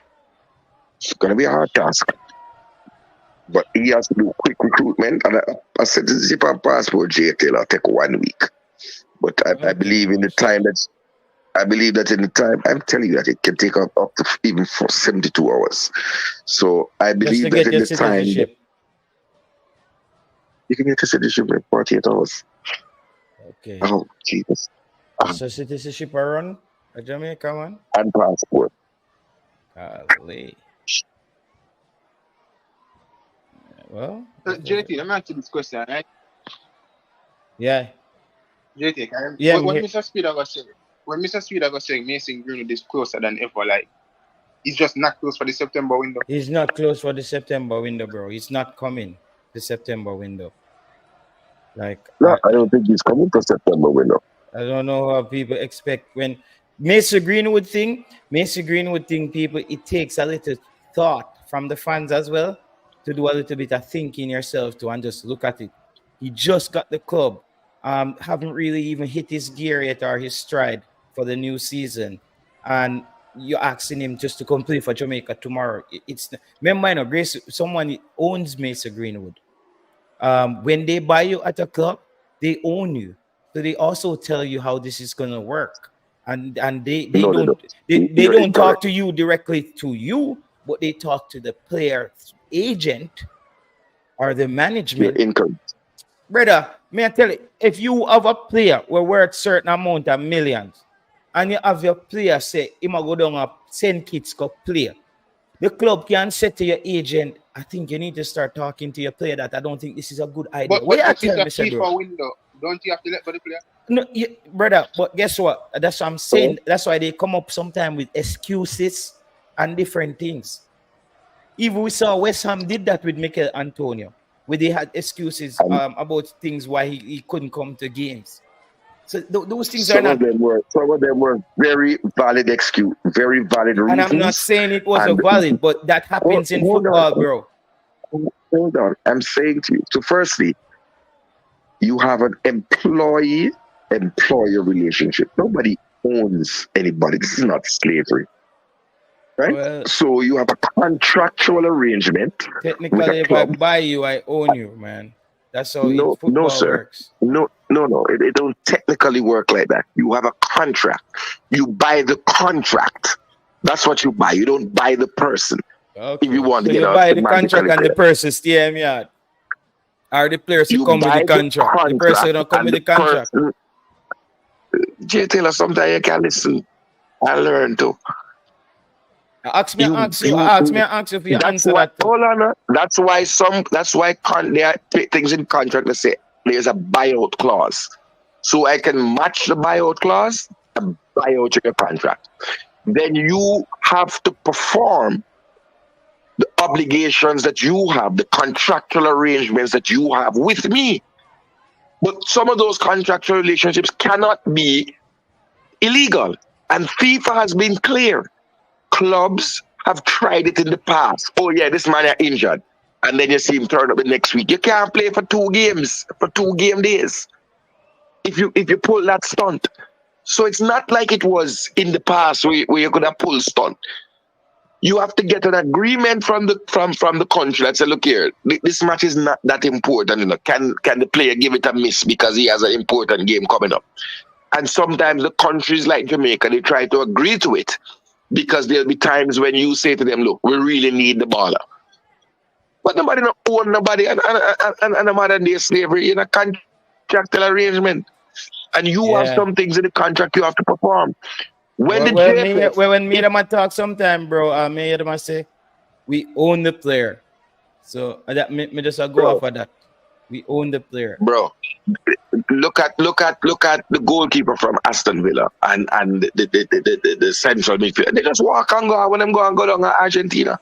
Yeah, but they're going to Argentina to play. That's something different. What that has to do with whether a player going to Argentina to play and a player going to St. Kitts to play is 2 different things. If you have a 100 million pound player, yo, people, somebody in the comment section, please help me with this. Well, I'm explaining to Cataract that. Somebody in the comment section, please help me explain this. If you have a player worth 100 million and they're going to play for a country that is ranked way up there in football, where the English league or the coaches don't really respect that country, you not think say the club can have something to talk to the player and the player know says, yo, we don't need you to go down there to go play and get injured right now because we buy you for 100 million. I don't know where the money I talk about.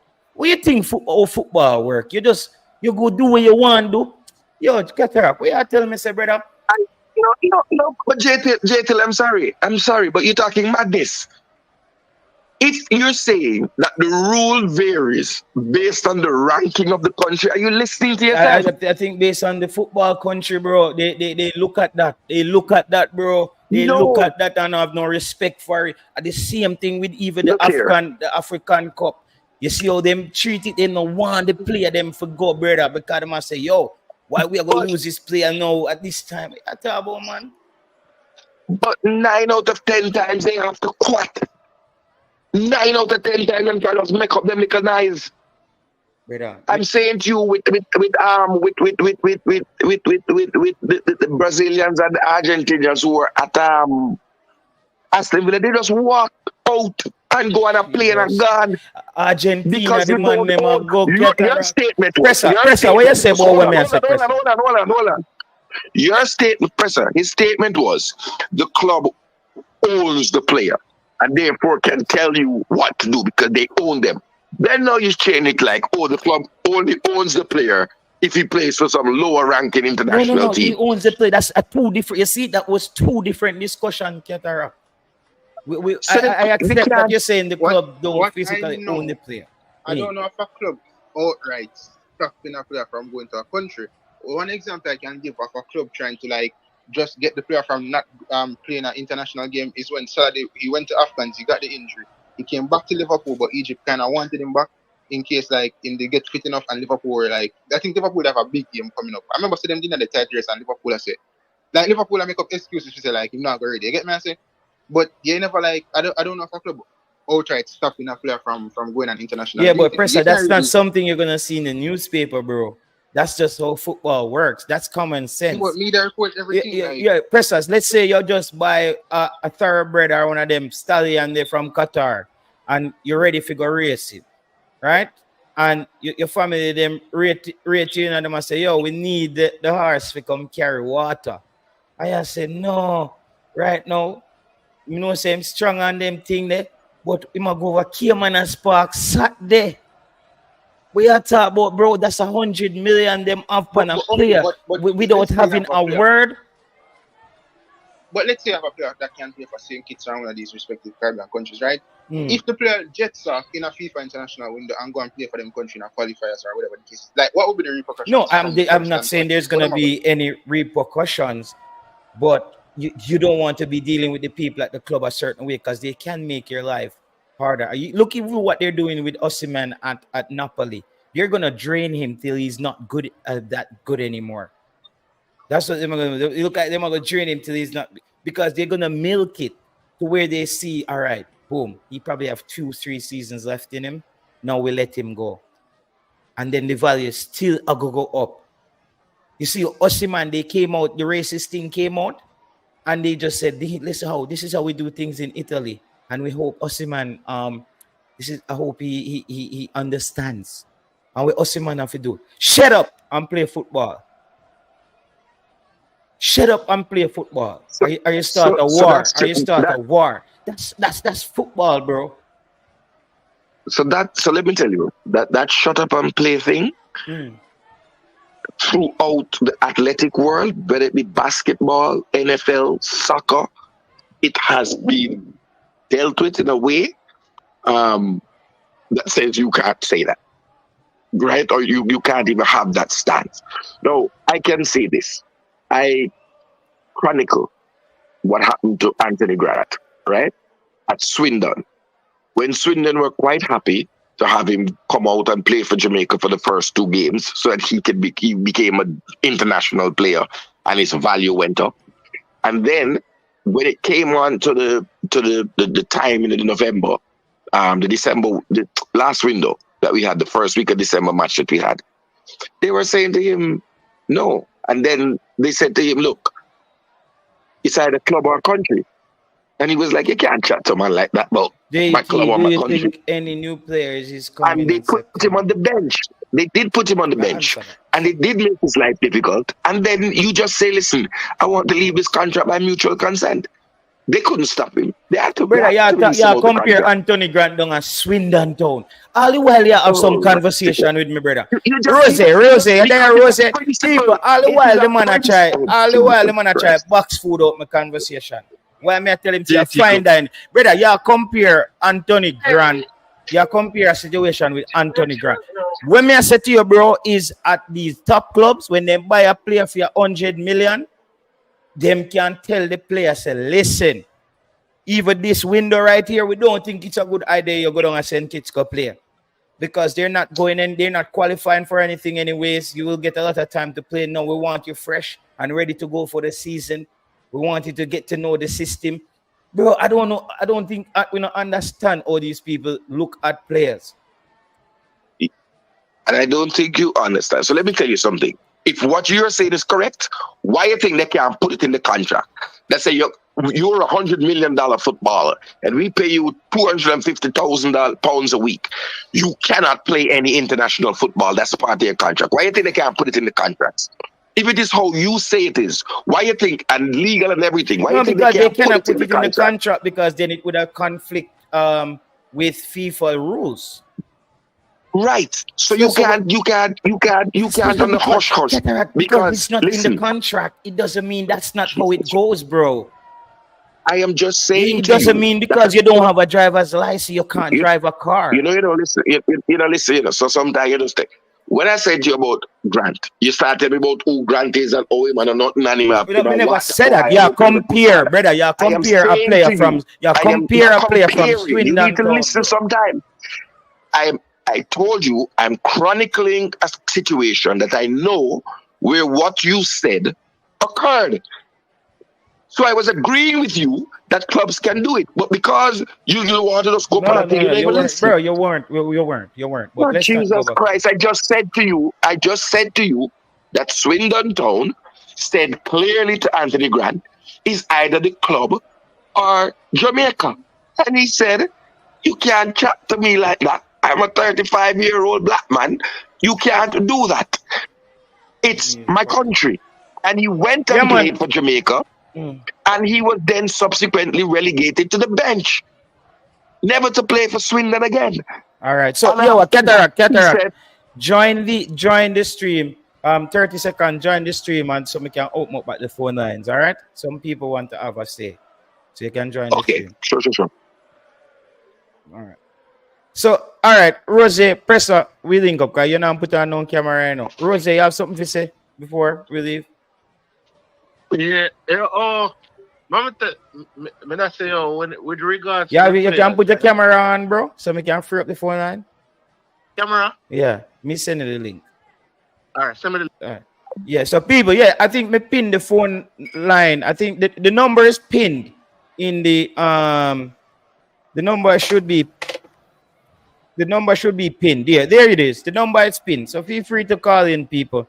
Anybody who want to call. Because there was a lot of points and we were gonna discuss it in circle. I would like to hear somebody else's take on that. If I'm really overreacting. Or things actually take place like that in football. Because I think so. I think that clubs bully player and kind of give them some little ultimatum of whether or not, yo, listen, I say you want to really start things off. I say you really want to do this. Yeah, come on, bro. Football, people think that football is a lot of things, brother. Football is a lot of things. It's not just that nice little thing you see where your kids go play football. You know, football is a different ball game out there. All right, let me take this call from Issa Allen. All right, go ahead.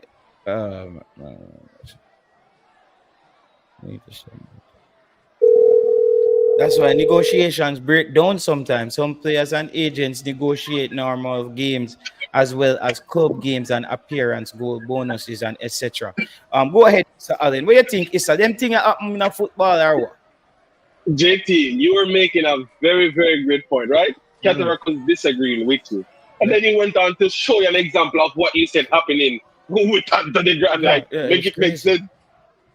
Like, he literally show you an example of what he did that say no happen. Yeah. And it actually happened to Anthony Grant. So it shouldn't even be a discussion because we know it happened. And it's point about why it's not in the contract. It's fascinating. Why would they put something that is illegal in the contract? Because they can't do it. And what we said today, Issa, is Mason Greenwood, right? Let's say you are the boss at Marseille and Mason just come in, transition in, you just pay big money for the player. And Mason Greenwood is getting ready to go play for Jamaica before his first league game. You don't think somebody's going to sit down, Mason, and say, Mason, maybe just kick on a little bit first, and you know what I mean? Because we wouldn't want you to go out there and risk maybe getting injured. You're not that full, you know what I mean? Fitness yet. Like, I'm glad you explained that for the viewers because we who they run the football knows it. They team have follow Chelsea for me. The idea of my knee. So I know these things will happen in the boardroom with the players them. You understand? So these things always happen. Actually, which is like Jamaica, is going to happen. We see it happen with the players them on the while. So Taylor, I want to ask you something. Just make him a pause and then you can translate the question. So in what you understand? In what you are saying, I don't know what Qatar going to and he's saying that okay, the clubs don't hold player. Well, they're the ones spend their salary. So they get to dictate a lot of things that they do regarding to what's happening with their football career. You understand? Issa, I want to put something to you, right? Let me just say it clearly. I'm not saying that it does not happen. I am saying that there are things in there that if they do that, they are breaching FIFA. And that's the reason why Mr. Grant lives comfortably now with a nice payday from Swindon. Because when you do something illegal, and I say to you, well, yo, you know that what you did is not allowed by FIFA. They say, okay, I'm going to pay you up. But don't act. So I am asking Jay Taylor and you. So the same window opens up and Mason Greenwood gets called up by England September the 6th. Let's say it was all possible, right? He had a Jamaica passport or whatever, and he had his English passport. And he gets called up by England. You're telling me Marseille can look at Mason Greenwood and say, oh, yo, you just come here and you don't pick a Hold on, sir. Hold on, sir. Hold on, sir. Hold on. Oh, you haven't kicked a ball yet for Marseille. Why don't you kick on a bit and let the England call up, kick on a bit and you play for us? You see when Comba come chop himself again, bro. You're using England as the example. That's why I said when you said about. I am saying to you that your argument is flawed because you are moving the goalpost. So it depends on what level the club is. It depends on what level the country is. There's nothing in that rule. Yes, your employer can say to you, look, I don't think you should go on vacation at this time because the company short staff, etc., etc., etc. But what happens if you turn down the call up for not a valid reason? You can't play in the next 2 match days. That's the rule. No, but Cataract, and this is the thing. You literally just come and explain the situation with Antigrant, and that is exactly what we are saying, Cataract. So, for instance, I'm saying I'm agreeing that it can happen. No, but there are repercussions. You're given a scenario, right? Yes. Say, for instance, he ignores the club and goes to England. Then when he goes back, they make his life hard. That's what I'm trying to tell you, Cataract. So that's how they do it. They know that we are around all these things. So but they can do that, but it's also repercussions.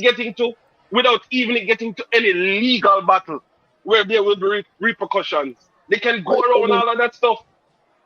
What do you mean if the legal battles? If you walk and say, listen, I want to be released out of my contract. Let me just contract. say one thing, no, Cataract. You see, go when ahead, you use England as an example, obviously, bro, England is like the mecca of football. When England calls a player, the player is already in England. In a way, like when England called Ben White and Ben White said, "No, I'm not coming."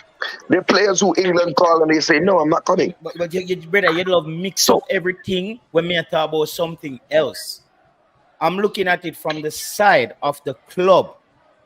So England has that pull on the club. Let's switch out England and put a country that's not even let's say India. People are saying right now, you see me, them say right now, man, let's say them say right now, we pay 30 million in India, you go kickball right now. Just hold on, where does it? I so better Cataract. Tell us a certain country, them not respect each other. You just go from the sublime. So you can't have an argument because your parameters keep shifting. So it depends on the country. What I'm saying. You are also shifting the parameters. You are also shifting the parameters. Why are you able to choose a country? As giving an example, we can't. Yeah, exactly. No, because I'm giving a real example. He said Mason Greenwood. Okay. Hold on, man. He said Mason Greenwood just signed for Marseille, hasn't kicked a ball yet in anger. And then in the September window comes up, which will be about 2 weeks after the season starts. So just 2 games, right? And then the window opens. And therefore, they're going to say to him, oh, listen, just hold on with that international football thing because let it kick on a bit and then you can take that up. I'm saying that's a real possibility. Yep. Real. Thank you, Issa. If that were to ever be the case, that's actually a real conversation they would say to you. Tell him. And I'm saying to you, do you believe that they can, if that's the conversation, I'm saying, yes. Then if it were England calling him up, they couldn't have that conversation. So this has nothing to do with whether you're kicking on at the club or whether you're adjusting and you've gotten to the style of play and all those wonderful things that Taylor was saying. So what does it have to do with Cataract? Because you know that it exists. You know that it exists. Has to do, if it's not to do with the country, with a bias. They try it and they have a bias. So what you can do is negotiate with Jamaica. We don't have that same leverage point to say, hey, what? I know you're going to need the player next year for the Gold Cup, right? We're going to relax a little bit next year, but right now, we're at the start of the season and we want to get our first 3 games in. It's a negotiation that you have to do. But the country has a right to their player. And if they exercise that right and call up the player, meaning they send and ask him, and I've been saying this before, that we use terms that we don't know what it means. They send for a release. A release means you are released from your contractual arrangements with the club for a stipulated period, and you are until you return. If they ask for release, for the club to turn down that release, they have to provide the evidence on which they are making by which they are making this, to say, okay, this is the medical report that says the player has an ankle injury. Let me take Ethan Pinnock. And over the period, he's going to be rehabilitating. So we ask you not to call him up. That's why we're turning it down. And you know what happened? For the next two matches, Ethan Pinnock couldn't play for Brentford. So they made a calculated risk that, look, even the gonna play for Jamaica, maybe have a season-ending injury, or we just hold off and we can do without him for the two matches. Yeah, so it's not black and white. Cataract, and let me make a point. What you're saying about missing the two games, it's not written in stone, right? Yes, the player can miss a game, but it's not a rule that, okay, if they don't go and they're injured, they can come back even the immediate game. Just that they use it. It's not written in stone. There's no rule that says they have to miss the next two games. Cataract. Wait. If the player is listed as injured. Yes. And that's if you give the reason for the player not turning up as injured, then he can't turn up the next match day window.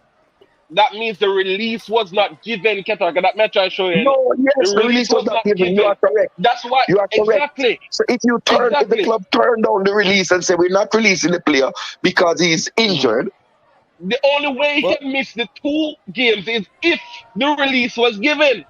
So, Master Cataract, but if the release was not given based on an injury, the two games are not mandatory to be missed. Okay. It's only if the release is given. Yes, sir. I'll research that. Yeah, you run up in so I don't know everything, stone. but I'll research that. But it's really, bed in a too big stone, let me say to you, I think what we have come up with is that FIFA has a little way to go with because fixing this problem. Even with Mikel Antonio, so you have the club, right? And you have a club structure. The manager is not the person who accepts any release for a player. It's the club. No. Right? It's the club. It goes to the club, the club accepts it, or whatever the reason is. But the manager can say to the club, hey, he's not available, he's injured. The medical staff can cook up anything they want to cook up and say, hey, the player's this or that, whatever the case may be. And a lot of the time, this is what happens.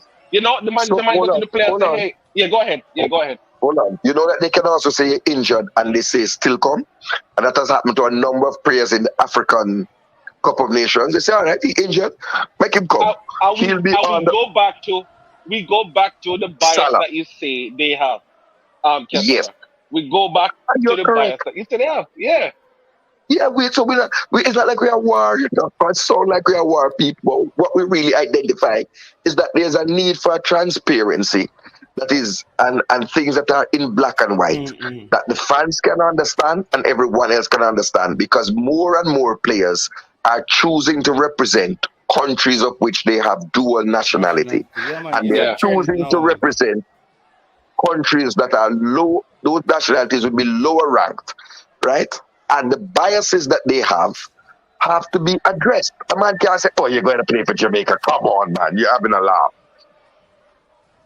You can't do that, because at some point that becomes racist. Because I know in the early days, man was saying to man, and I know I had other cousins that played football that wanted to play. And I was like, come on, you're having a joke, aren't you? You're going down to Jamaica to smoke a bit of weed and have a wet and white rum. They don't play football down there. Those are racist comments. We play football here, not at the same level, not at the same professionalism.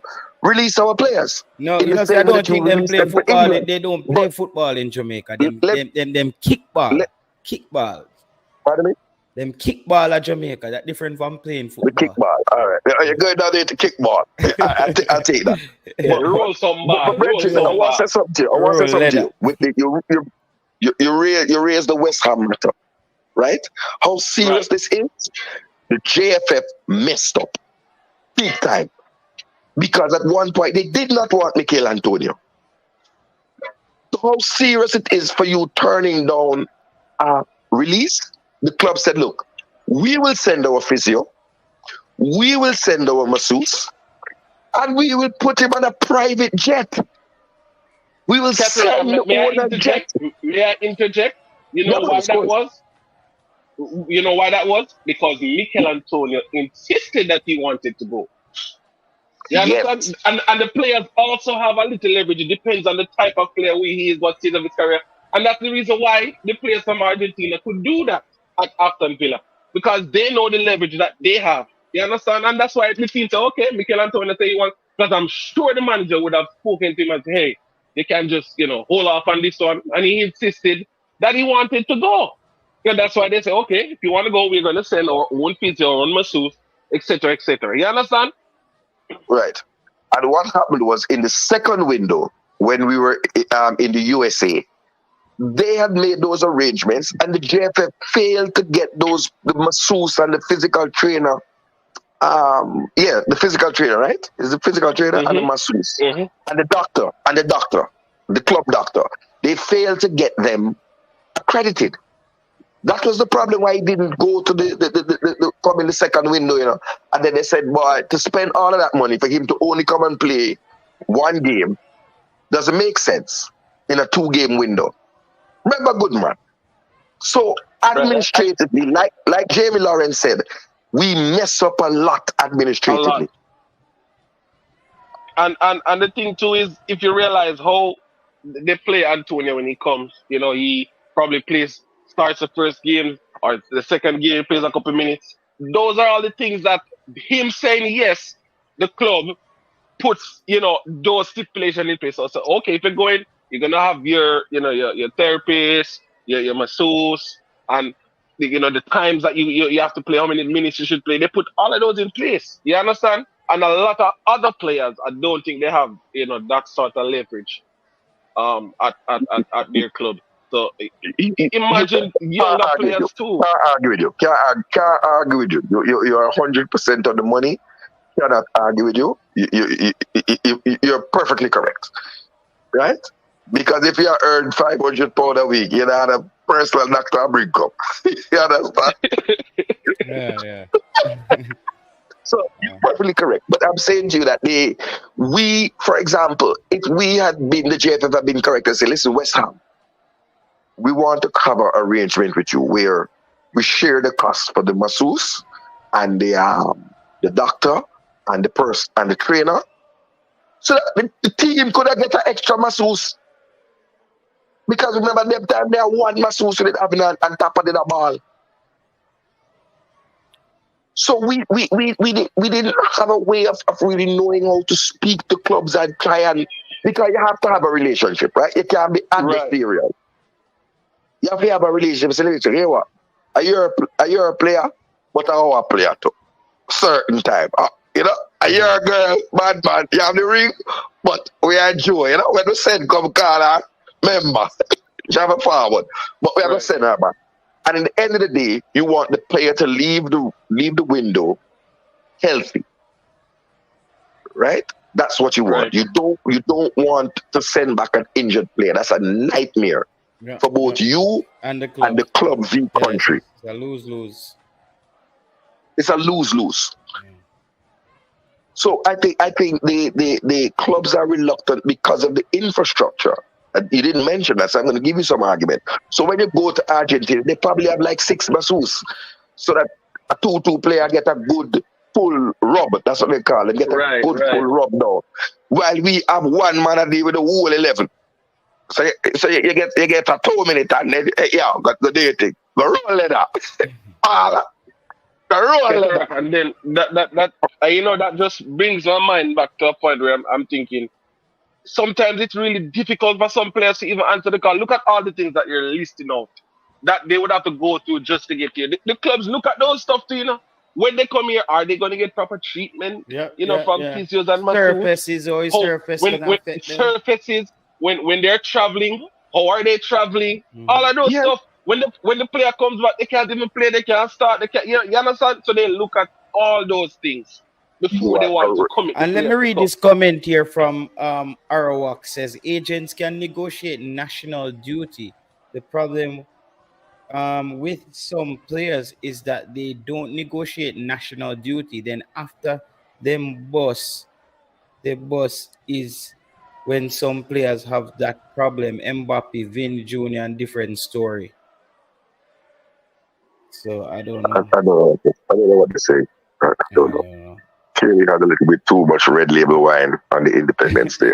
And when they say negotiating Yo, national yo, duty, I don't say a good old rude boy that. I know rude boy. legendary So, rude boy. I never rude so boy. I want to bring it back to the comment what I said to you, right? These are some life changing decisions, and sometimes you have to stand up as a man. Clearly, Exactly, I'm not comparing. I'm not comparing. Martinez, the Argentine goalkeeper for Aston Villa, to Anthony Grant at Swindon. I would be Yeah. foolish to do that. But sometimes a man has to stand up as a man. Hmm. And he was like, this is not 1950s. You can't tell a black man where me can go and when me can travel. No. Because And I agree with you. in some respect, what they were doing first, they were happy. Because guess why they wanted him to leave the first window? They had three players. The goalkeeper was playing for Ghana, and they had a defender that was called up for Wales at Grant. So if you have three players that are called up, They don't play you're the game. They postpone the game. aye. So now when they got a fourth player now who became an international for Ireland, then they come and try style Jamaica. And that's why I go back to what JT Yeah, said. so Cataract it is a even work better business them again. a run, yeah? It's a It's a business, business. bro. Anything them a It's a do, business, it have to it's a benefit racket. them. It have to It have benefit to them. benefit Yeah, them. that's You true. understand? And we have to understand because that's where the investment is taking place. They're really know the big bucks to get that done. Peter Mystic say I think that's the difference between Ricketts and the late Captain Burrell, who had a lot of charisma and definitely struck up relationships with several Yeah, English man. clubs. Captain, when Captain make a phone call, man, you just say the action are gonna take place. Yeah, and Captain did. So Peter Mystic, I'm going to say something. You touch on something, but you're missing it. Captain Burrell was a vice president of CONCACAF. You don't want to be messing with the vice president of CONCACAF, Right. And personal friend of Jack Warner. of Jack Warner, a personal friend of Seth Blatter. You don't want that smoke. That's what the young people have said. You don't want that Yeah. smoke. But yeah, man. But You don't, Cataract. you It's don't no want that joke. It's no smoke. Yeah, man. joke. But It's no Cataract. joke. I've heard. Go ahead. Go ahead, Issa. Go ahead. Cataract, No, just you jump. don't want that Cataract, smoke. Cataract, jump back on the Oh, panel and make Issa drive through his final Mr. point. Yeah. No, All no, right. man. Yeah, Just I stay was just on saying. Issa. Yeah, man. Go ahead. I've heard. Who gave this story? Oral Tracy gave this story about Captain Burrell when the players went for an away match and they put them in a specific hotel.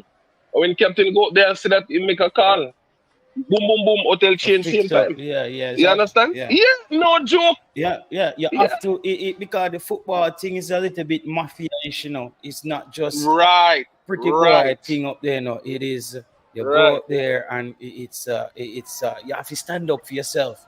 Or have people standing. You remember when I keep telling people said that's why Tariq Magee didn't make it in Belgium. He didn't have an agent who stood up for him.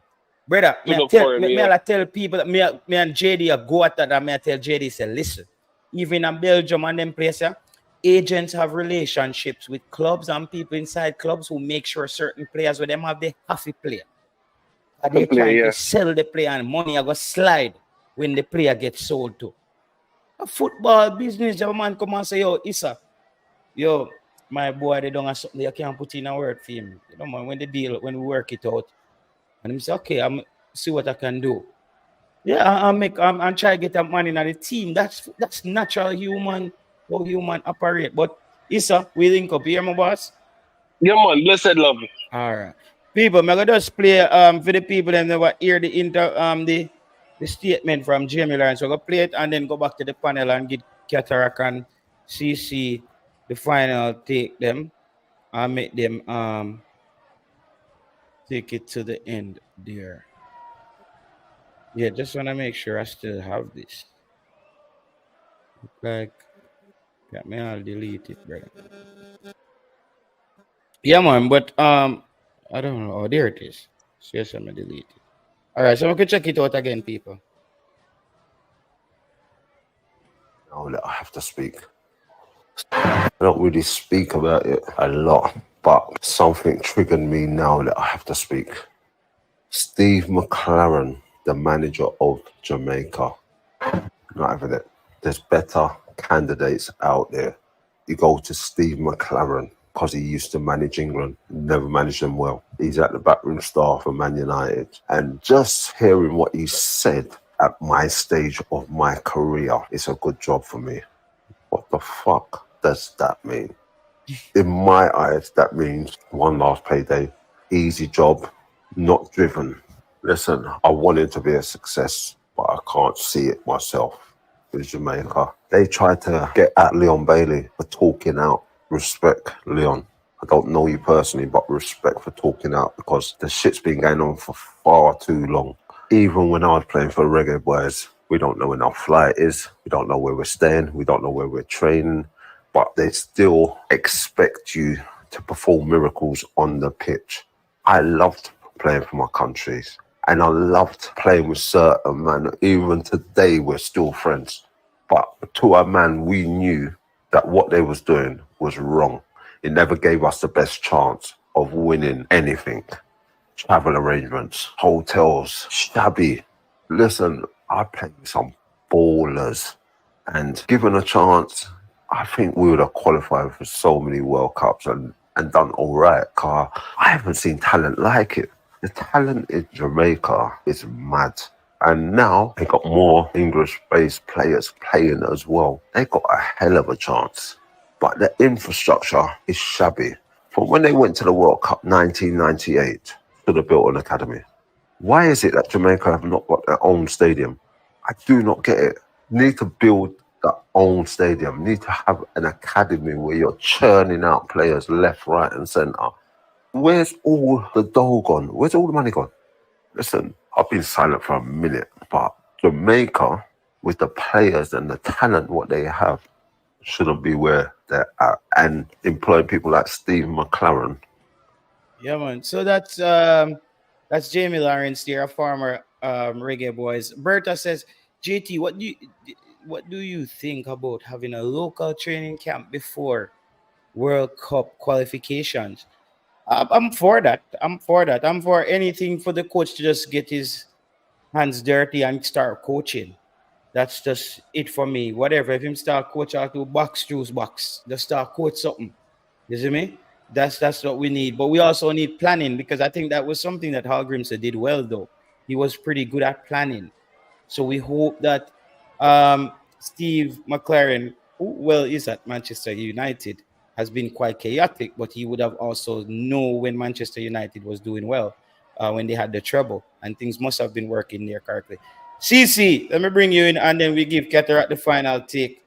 What do you think, CC, based on everything you hear tonight and whatever you want to finish off with? Yeah, so based on everything that I heard, it's not even the English players, and it's not even the players that are not born in is who are born in England suffer the same situation. No. Even some of the players that are born in Jamaica suffer similar situation when you come on to going playing for Jamaica and going back to their club. Because I think the situation developed with Tony Pulis and Ricardo Fuller too. As in Mm, when he was supposed to go on national duty, it was as if they thought it was a vacation. You understand? So the situation. So and Ricardo Fuller is a player that was born, bred, and developed in Jamaica. So you realize that once you reach at a certain level, they tend to want to not want to, to release you to come and play for your country some other time.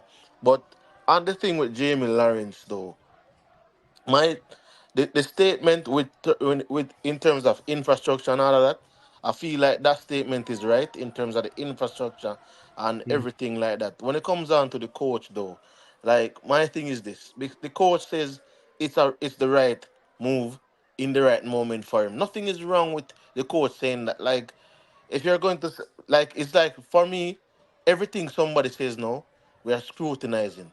We're scrutinizing it down to the micro. Like to every single word. If the coach says this is the right move for him in the right moment, it's as if you are saying, "Oh, one last payday." That in and of itself, the job is to qualify the Reggae Boys to the World Cup. The job is not to develop a what I call it now national program. That's on the technical team, the technical director, those other people. But the job is to qualify Jamaica to the World Cup. We have seen Steve McLaren to me is the Steve McLaren, and this is a fact, is the most successful English coach. Quite possibly in the last 20 years, since in the 21st century, given what he's done on his CV and then given the different areas that he's worked in when they come on to English coach. Because I want people to understand that English coach is separate from Scottish coach, it's separate from Irish coach, it's separate from all of them other local coach there. I'm talking English coach. So I see a lot of persons, or even him say there are other coaches out there more that other coaches are other available options, better options. But for me, You mean what Pressa said? no man, the Jamie Lawrence. Okay, Jamie Lawrence. But some people can also say, who's Jamie Lawrence to be picking the coach? No, that's what I'm saying. I'm saying that Jamie Lawrence saying that there are other options out there. Like this thing about other options are better options. There's always better options. There's Always. Klopp out there. There's Zidane out there. Um, Klopp is out there. Zinedine Zidane is out there. Several other some of the managers out there. I think Luciano Spalletti is out there. Are we able to get those type of managers? You understand what I'm saying, JT? Are we able Mhm. to get those type of managers? You see, So you know that Zidane and Zinedine Zidane are the same person, right? yeah, I know, man. Zinedine Zidane, now in first name was Zinedine and last name was Zidane, man. No, because you said there are coaches out there. Zidane, Klopp, I, Jurgen Klopp, you're Zinedine good. Zidane. Like there's four, like there's four No, different man, man. no, man. No, I was saying like Spalletti, Zidane, Klopp. So I'm saying that they have coaches out there that are that are available on the market that are not Frank, working. Frank Lampard. Thomas Tuchel is there, right? True. So for him to say there are better options, obviously there are better options. Are these options that we can get? Are these logical options? Are Big these up yourself, Everton Williams. Come on. so the best available option within the pool of candidates was Steve McLaren. The best available option within the pool of candidates was Steve McLaren. So there are 40 candidates, and based on some of the names that I've heard, and some of the names being confirmed as persons who were applied and persons who were looked at, were is Steve McLaren. So this argument when people are going back and saying if they even want to say English coaches are unsuccessful, this that yada yada yada. I can say this here. People don't know this. I think Ketterak would know this. A lot of people don't underestimate this. The guy who coached Canada before he lost the job to the new coach right now, Mm. right? That to the American coach. That guy is what? What is that guy's nationality? JT The guy who did what? Erdman. John Herdman. Yes, John Erdman is He, what? he, he is English. John Erdman is an Englishman who Yeah. brought New Zealand to the World Cup. That is New Zealand women. He brought Canada women to the World Cup, and he brought the Canadian men to the World Cup. I I, I don't know. Kataraka can correct me if I'm wrong, and the people in the comment section. Before I you bring don't. in Cataract CC, let me take this call and then Yeah, me man, let yeah, it man. run again. Go ahead, Peter. Yeah, greetings everybody. I was listening to a YouTube podcast that came across my feed I think it was one day last week, and it was ESPN. Yeah, ESPN. ESPN UK, right? Talking about the coach. Yeah, yeah, talking about the coach. It was three people ESPN, on it, ESPN, ESPN, ESPN UK. including a Jamaican. She had Jamaican heritage, Yeah.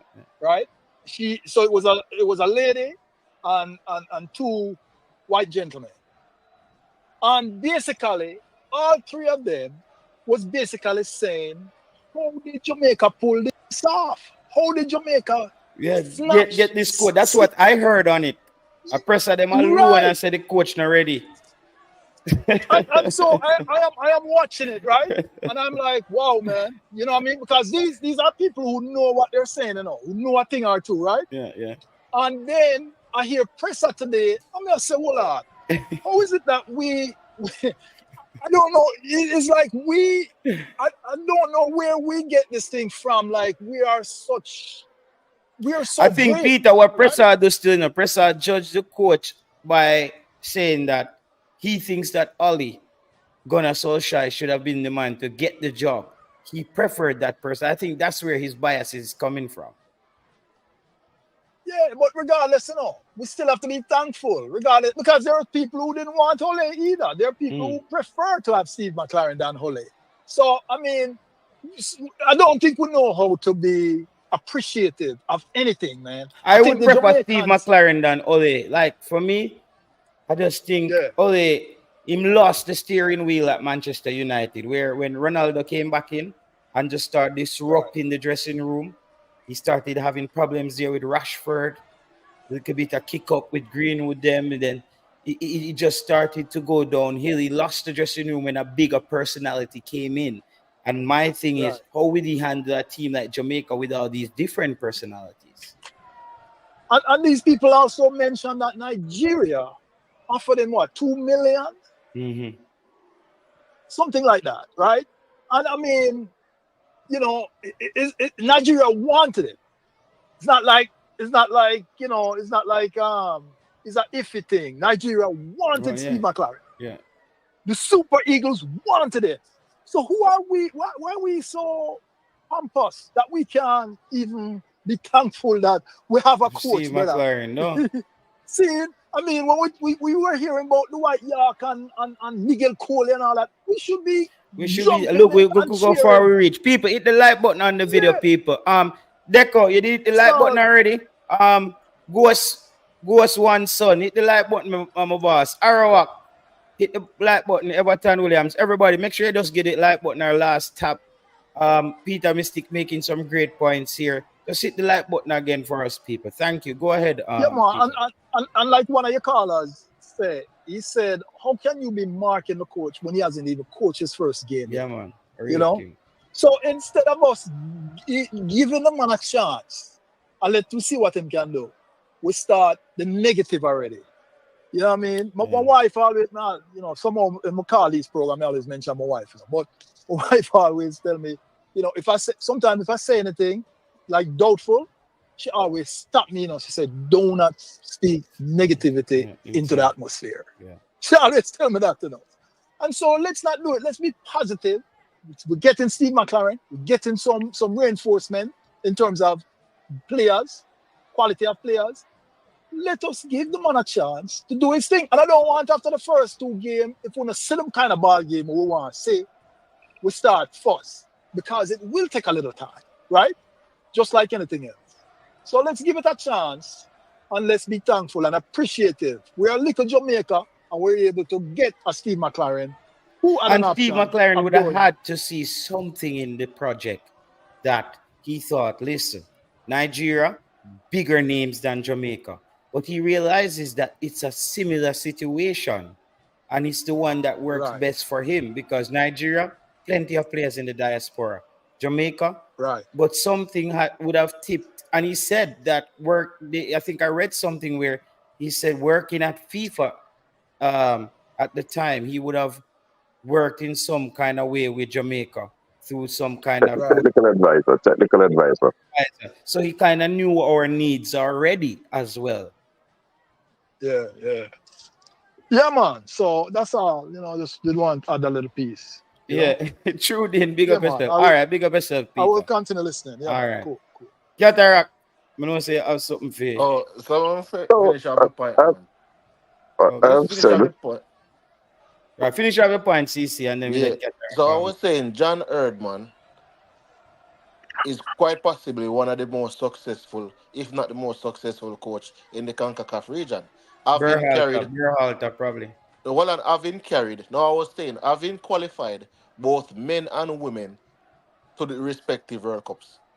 No other coach in the history have qualified a women team and a men team to a World Cup. This man came into CONCACAF and qualified both.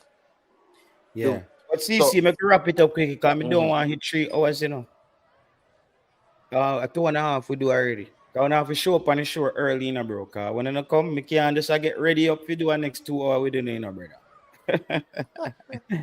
That's Yeah, why man, I I make I get a think sure. that rough time I now, man. think at some point I don't know how Herdman dropping it, but that's just CC, aka the clean clothes madman. No, man, here what? Hold on, Ketara. This is about Steve McLaren and Steve McLaren. The situation with Steve We McLaren. always I get CC trouble, brother. Steve McLaren being an Englishman, and I was saying John Erdman being an Englishman.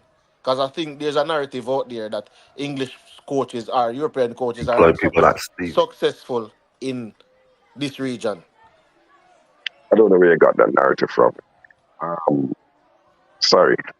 So Taylor, I gave my comment on Jamie, so they can catch it on the rewatch. I think it was unfortunate that the aspect where he's speaking about the infrastructure and the poor administrative arrangements and the lack of capacity to get the basic things right in order to off the field to ensure we have the best chance of us succeeding on the field. Some of those things still remain, but I think the JFF have been trying to varying degrees of success, right? Not full success, varying degrees. So we'll continue to hope that they continue to try. I know Manning's man is at the team manager. There've been less complaints, not zero, but less. And I really think Peter Mystic made some very good points in saying that the whole world is wondering how we got Steve McLaren. McLaren. Steve McLaren was not the most prolific player. He wasn't the standout name brand player in a Man U, but he was a starter, so he knows football, and he translated it into managerial success. Professor said that the So, league they not count, brother. Him narrate the Dutch league. oh Jesus Christ! So I get interrupted every time. All right, so they yes, but there's some people that don't rate Presser's podcast. It's only the JTL league that counts. You know what I mean? So man must be careful what they say. Because people could just say, yo, you get 1,000 views, but I'm not getting a little scrimmage league. Yeah, get your little views from. This is the big boy league up here. You know? So careful. I really do look forward. I understand there's some press conference on Thursday. Okay. And I look forward to Taylor, you putting in some good questions. I will try to write down my questions and have them written and formulated. In the press conference. Oh, he's the coach is gonna be in there, right? Yes. Okay, then I'll be there. I have to talk to I'm brothers. understanding the press. I don't know if by Zoom is going to be there, but I probably don't want to talk to Steve in the press conference. so he's Steve. He's Steve now. Okay. So buddy, jump. I don't want to talk Brother. to Steve in the press conference. Yeah, I said brother. I'll give Steve some time and I'll get back to him. I think he has to start right. In the press conference, I've been looking to hear that he's giving everybody a clean slate and he's building his core. And like I said, I put the management things in. The recruitment for me is the number one measuring stick. Can he bring home Greenwood? And for me, can he convince Isaac Hayden to take up? I believe in you, but I believe in you. But I trade anywhere that you're going there as right. We're going there as both. Okay. No, but man, no. And somebody for sending there. You check it out and ask some question. Sports prophecy. No, but I think you should be on the Zoom call because it's also going to have international press. So I think as I might be in there. The main host. Yeah, I think I might be in there then. I might let Simon sweat in his boots for a short bit. Dates. I mean, Mr. Blake, we take another question from you. Try to be all polite, dog. I mean, Simon, when Simon see man, But we me don't, coming a press conference, you know, man, they hit hot. right? Right? Yeah, Anybody see right? they don't know what, cause like them know say either Cataract I go ask some tough question, and Simon them don't know when me I go ask the coach. So no, but it's tough questions because we have to ask the questions that the people want to hear the answers to, Yeah, that's right? my I hope the coach don't come with. I don't want to talk about individual players. I don't want to talk about the players that are not here because when I look at the English press conferences, they speak about the coaches that were not there. Southgate spoke about Jack Grealish, spoke about James Madison, and told you why they were not there. Just not good enough this season at your club. more ask the coach Cataract about intensity. I keep driving this around with the people. More want to ask him. I want to ask him about the intensity level of the Manchester United training, and if that's the same intensity level he's planning, and we're trying to get Jamaica up to train at that level. Like a lot of people don't understand. Say, I think that's a wasted question because the answer is going to be yes.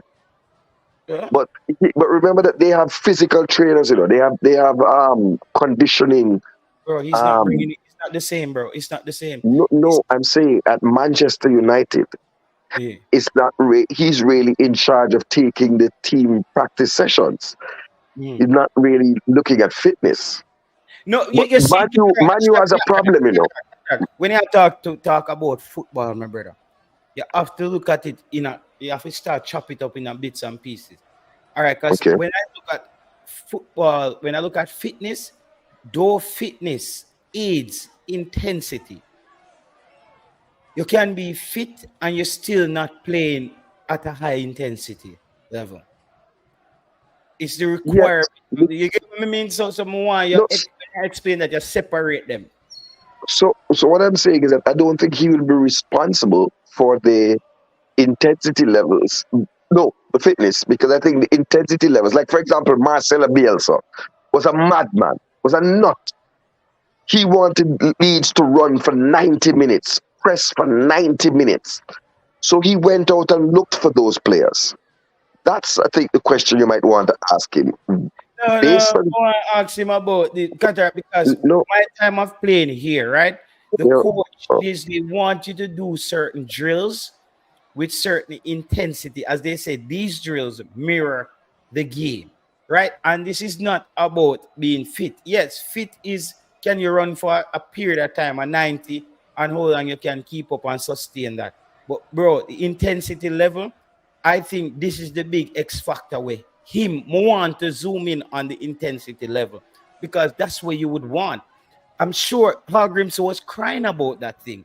He's saying our players look slow on the field, yet Jamaica is known for the fastest runners in the world. And you have a coach that complains the Jamaican players slow on the field. That tells me that Jaime Hargreaves was getting the intensity level correct with the team. Is a gauge where you set on your team, the intensity level. Every time a Liverpool run out, you can almost predict the intensity level. Arsenal, you will hear the commentator say the intensity level is a bit low the first 20 minutes in the game. They just seem to be dragging or not really into the game. Cataract, it's very Manchester City almost starts every game with the same intensity level.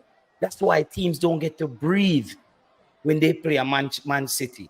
The intensity level is just too consistent.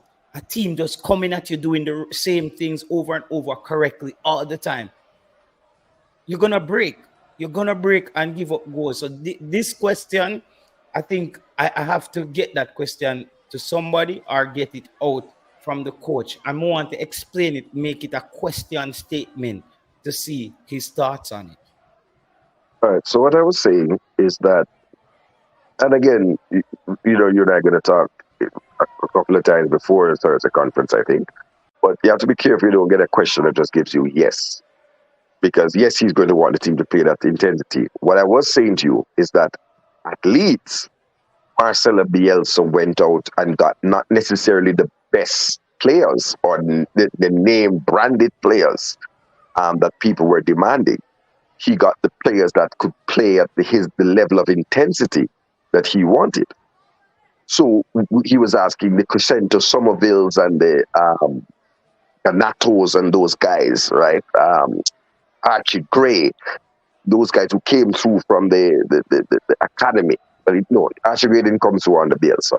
But Bielsa went out and looked, and that's why some other players just couldn't make it there.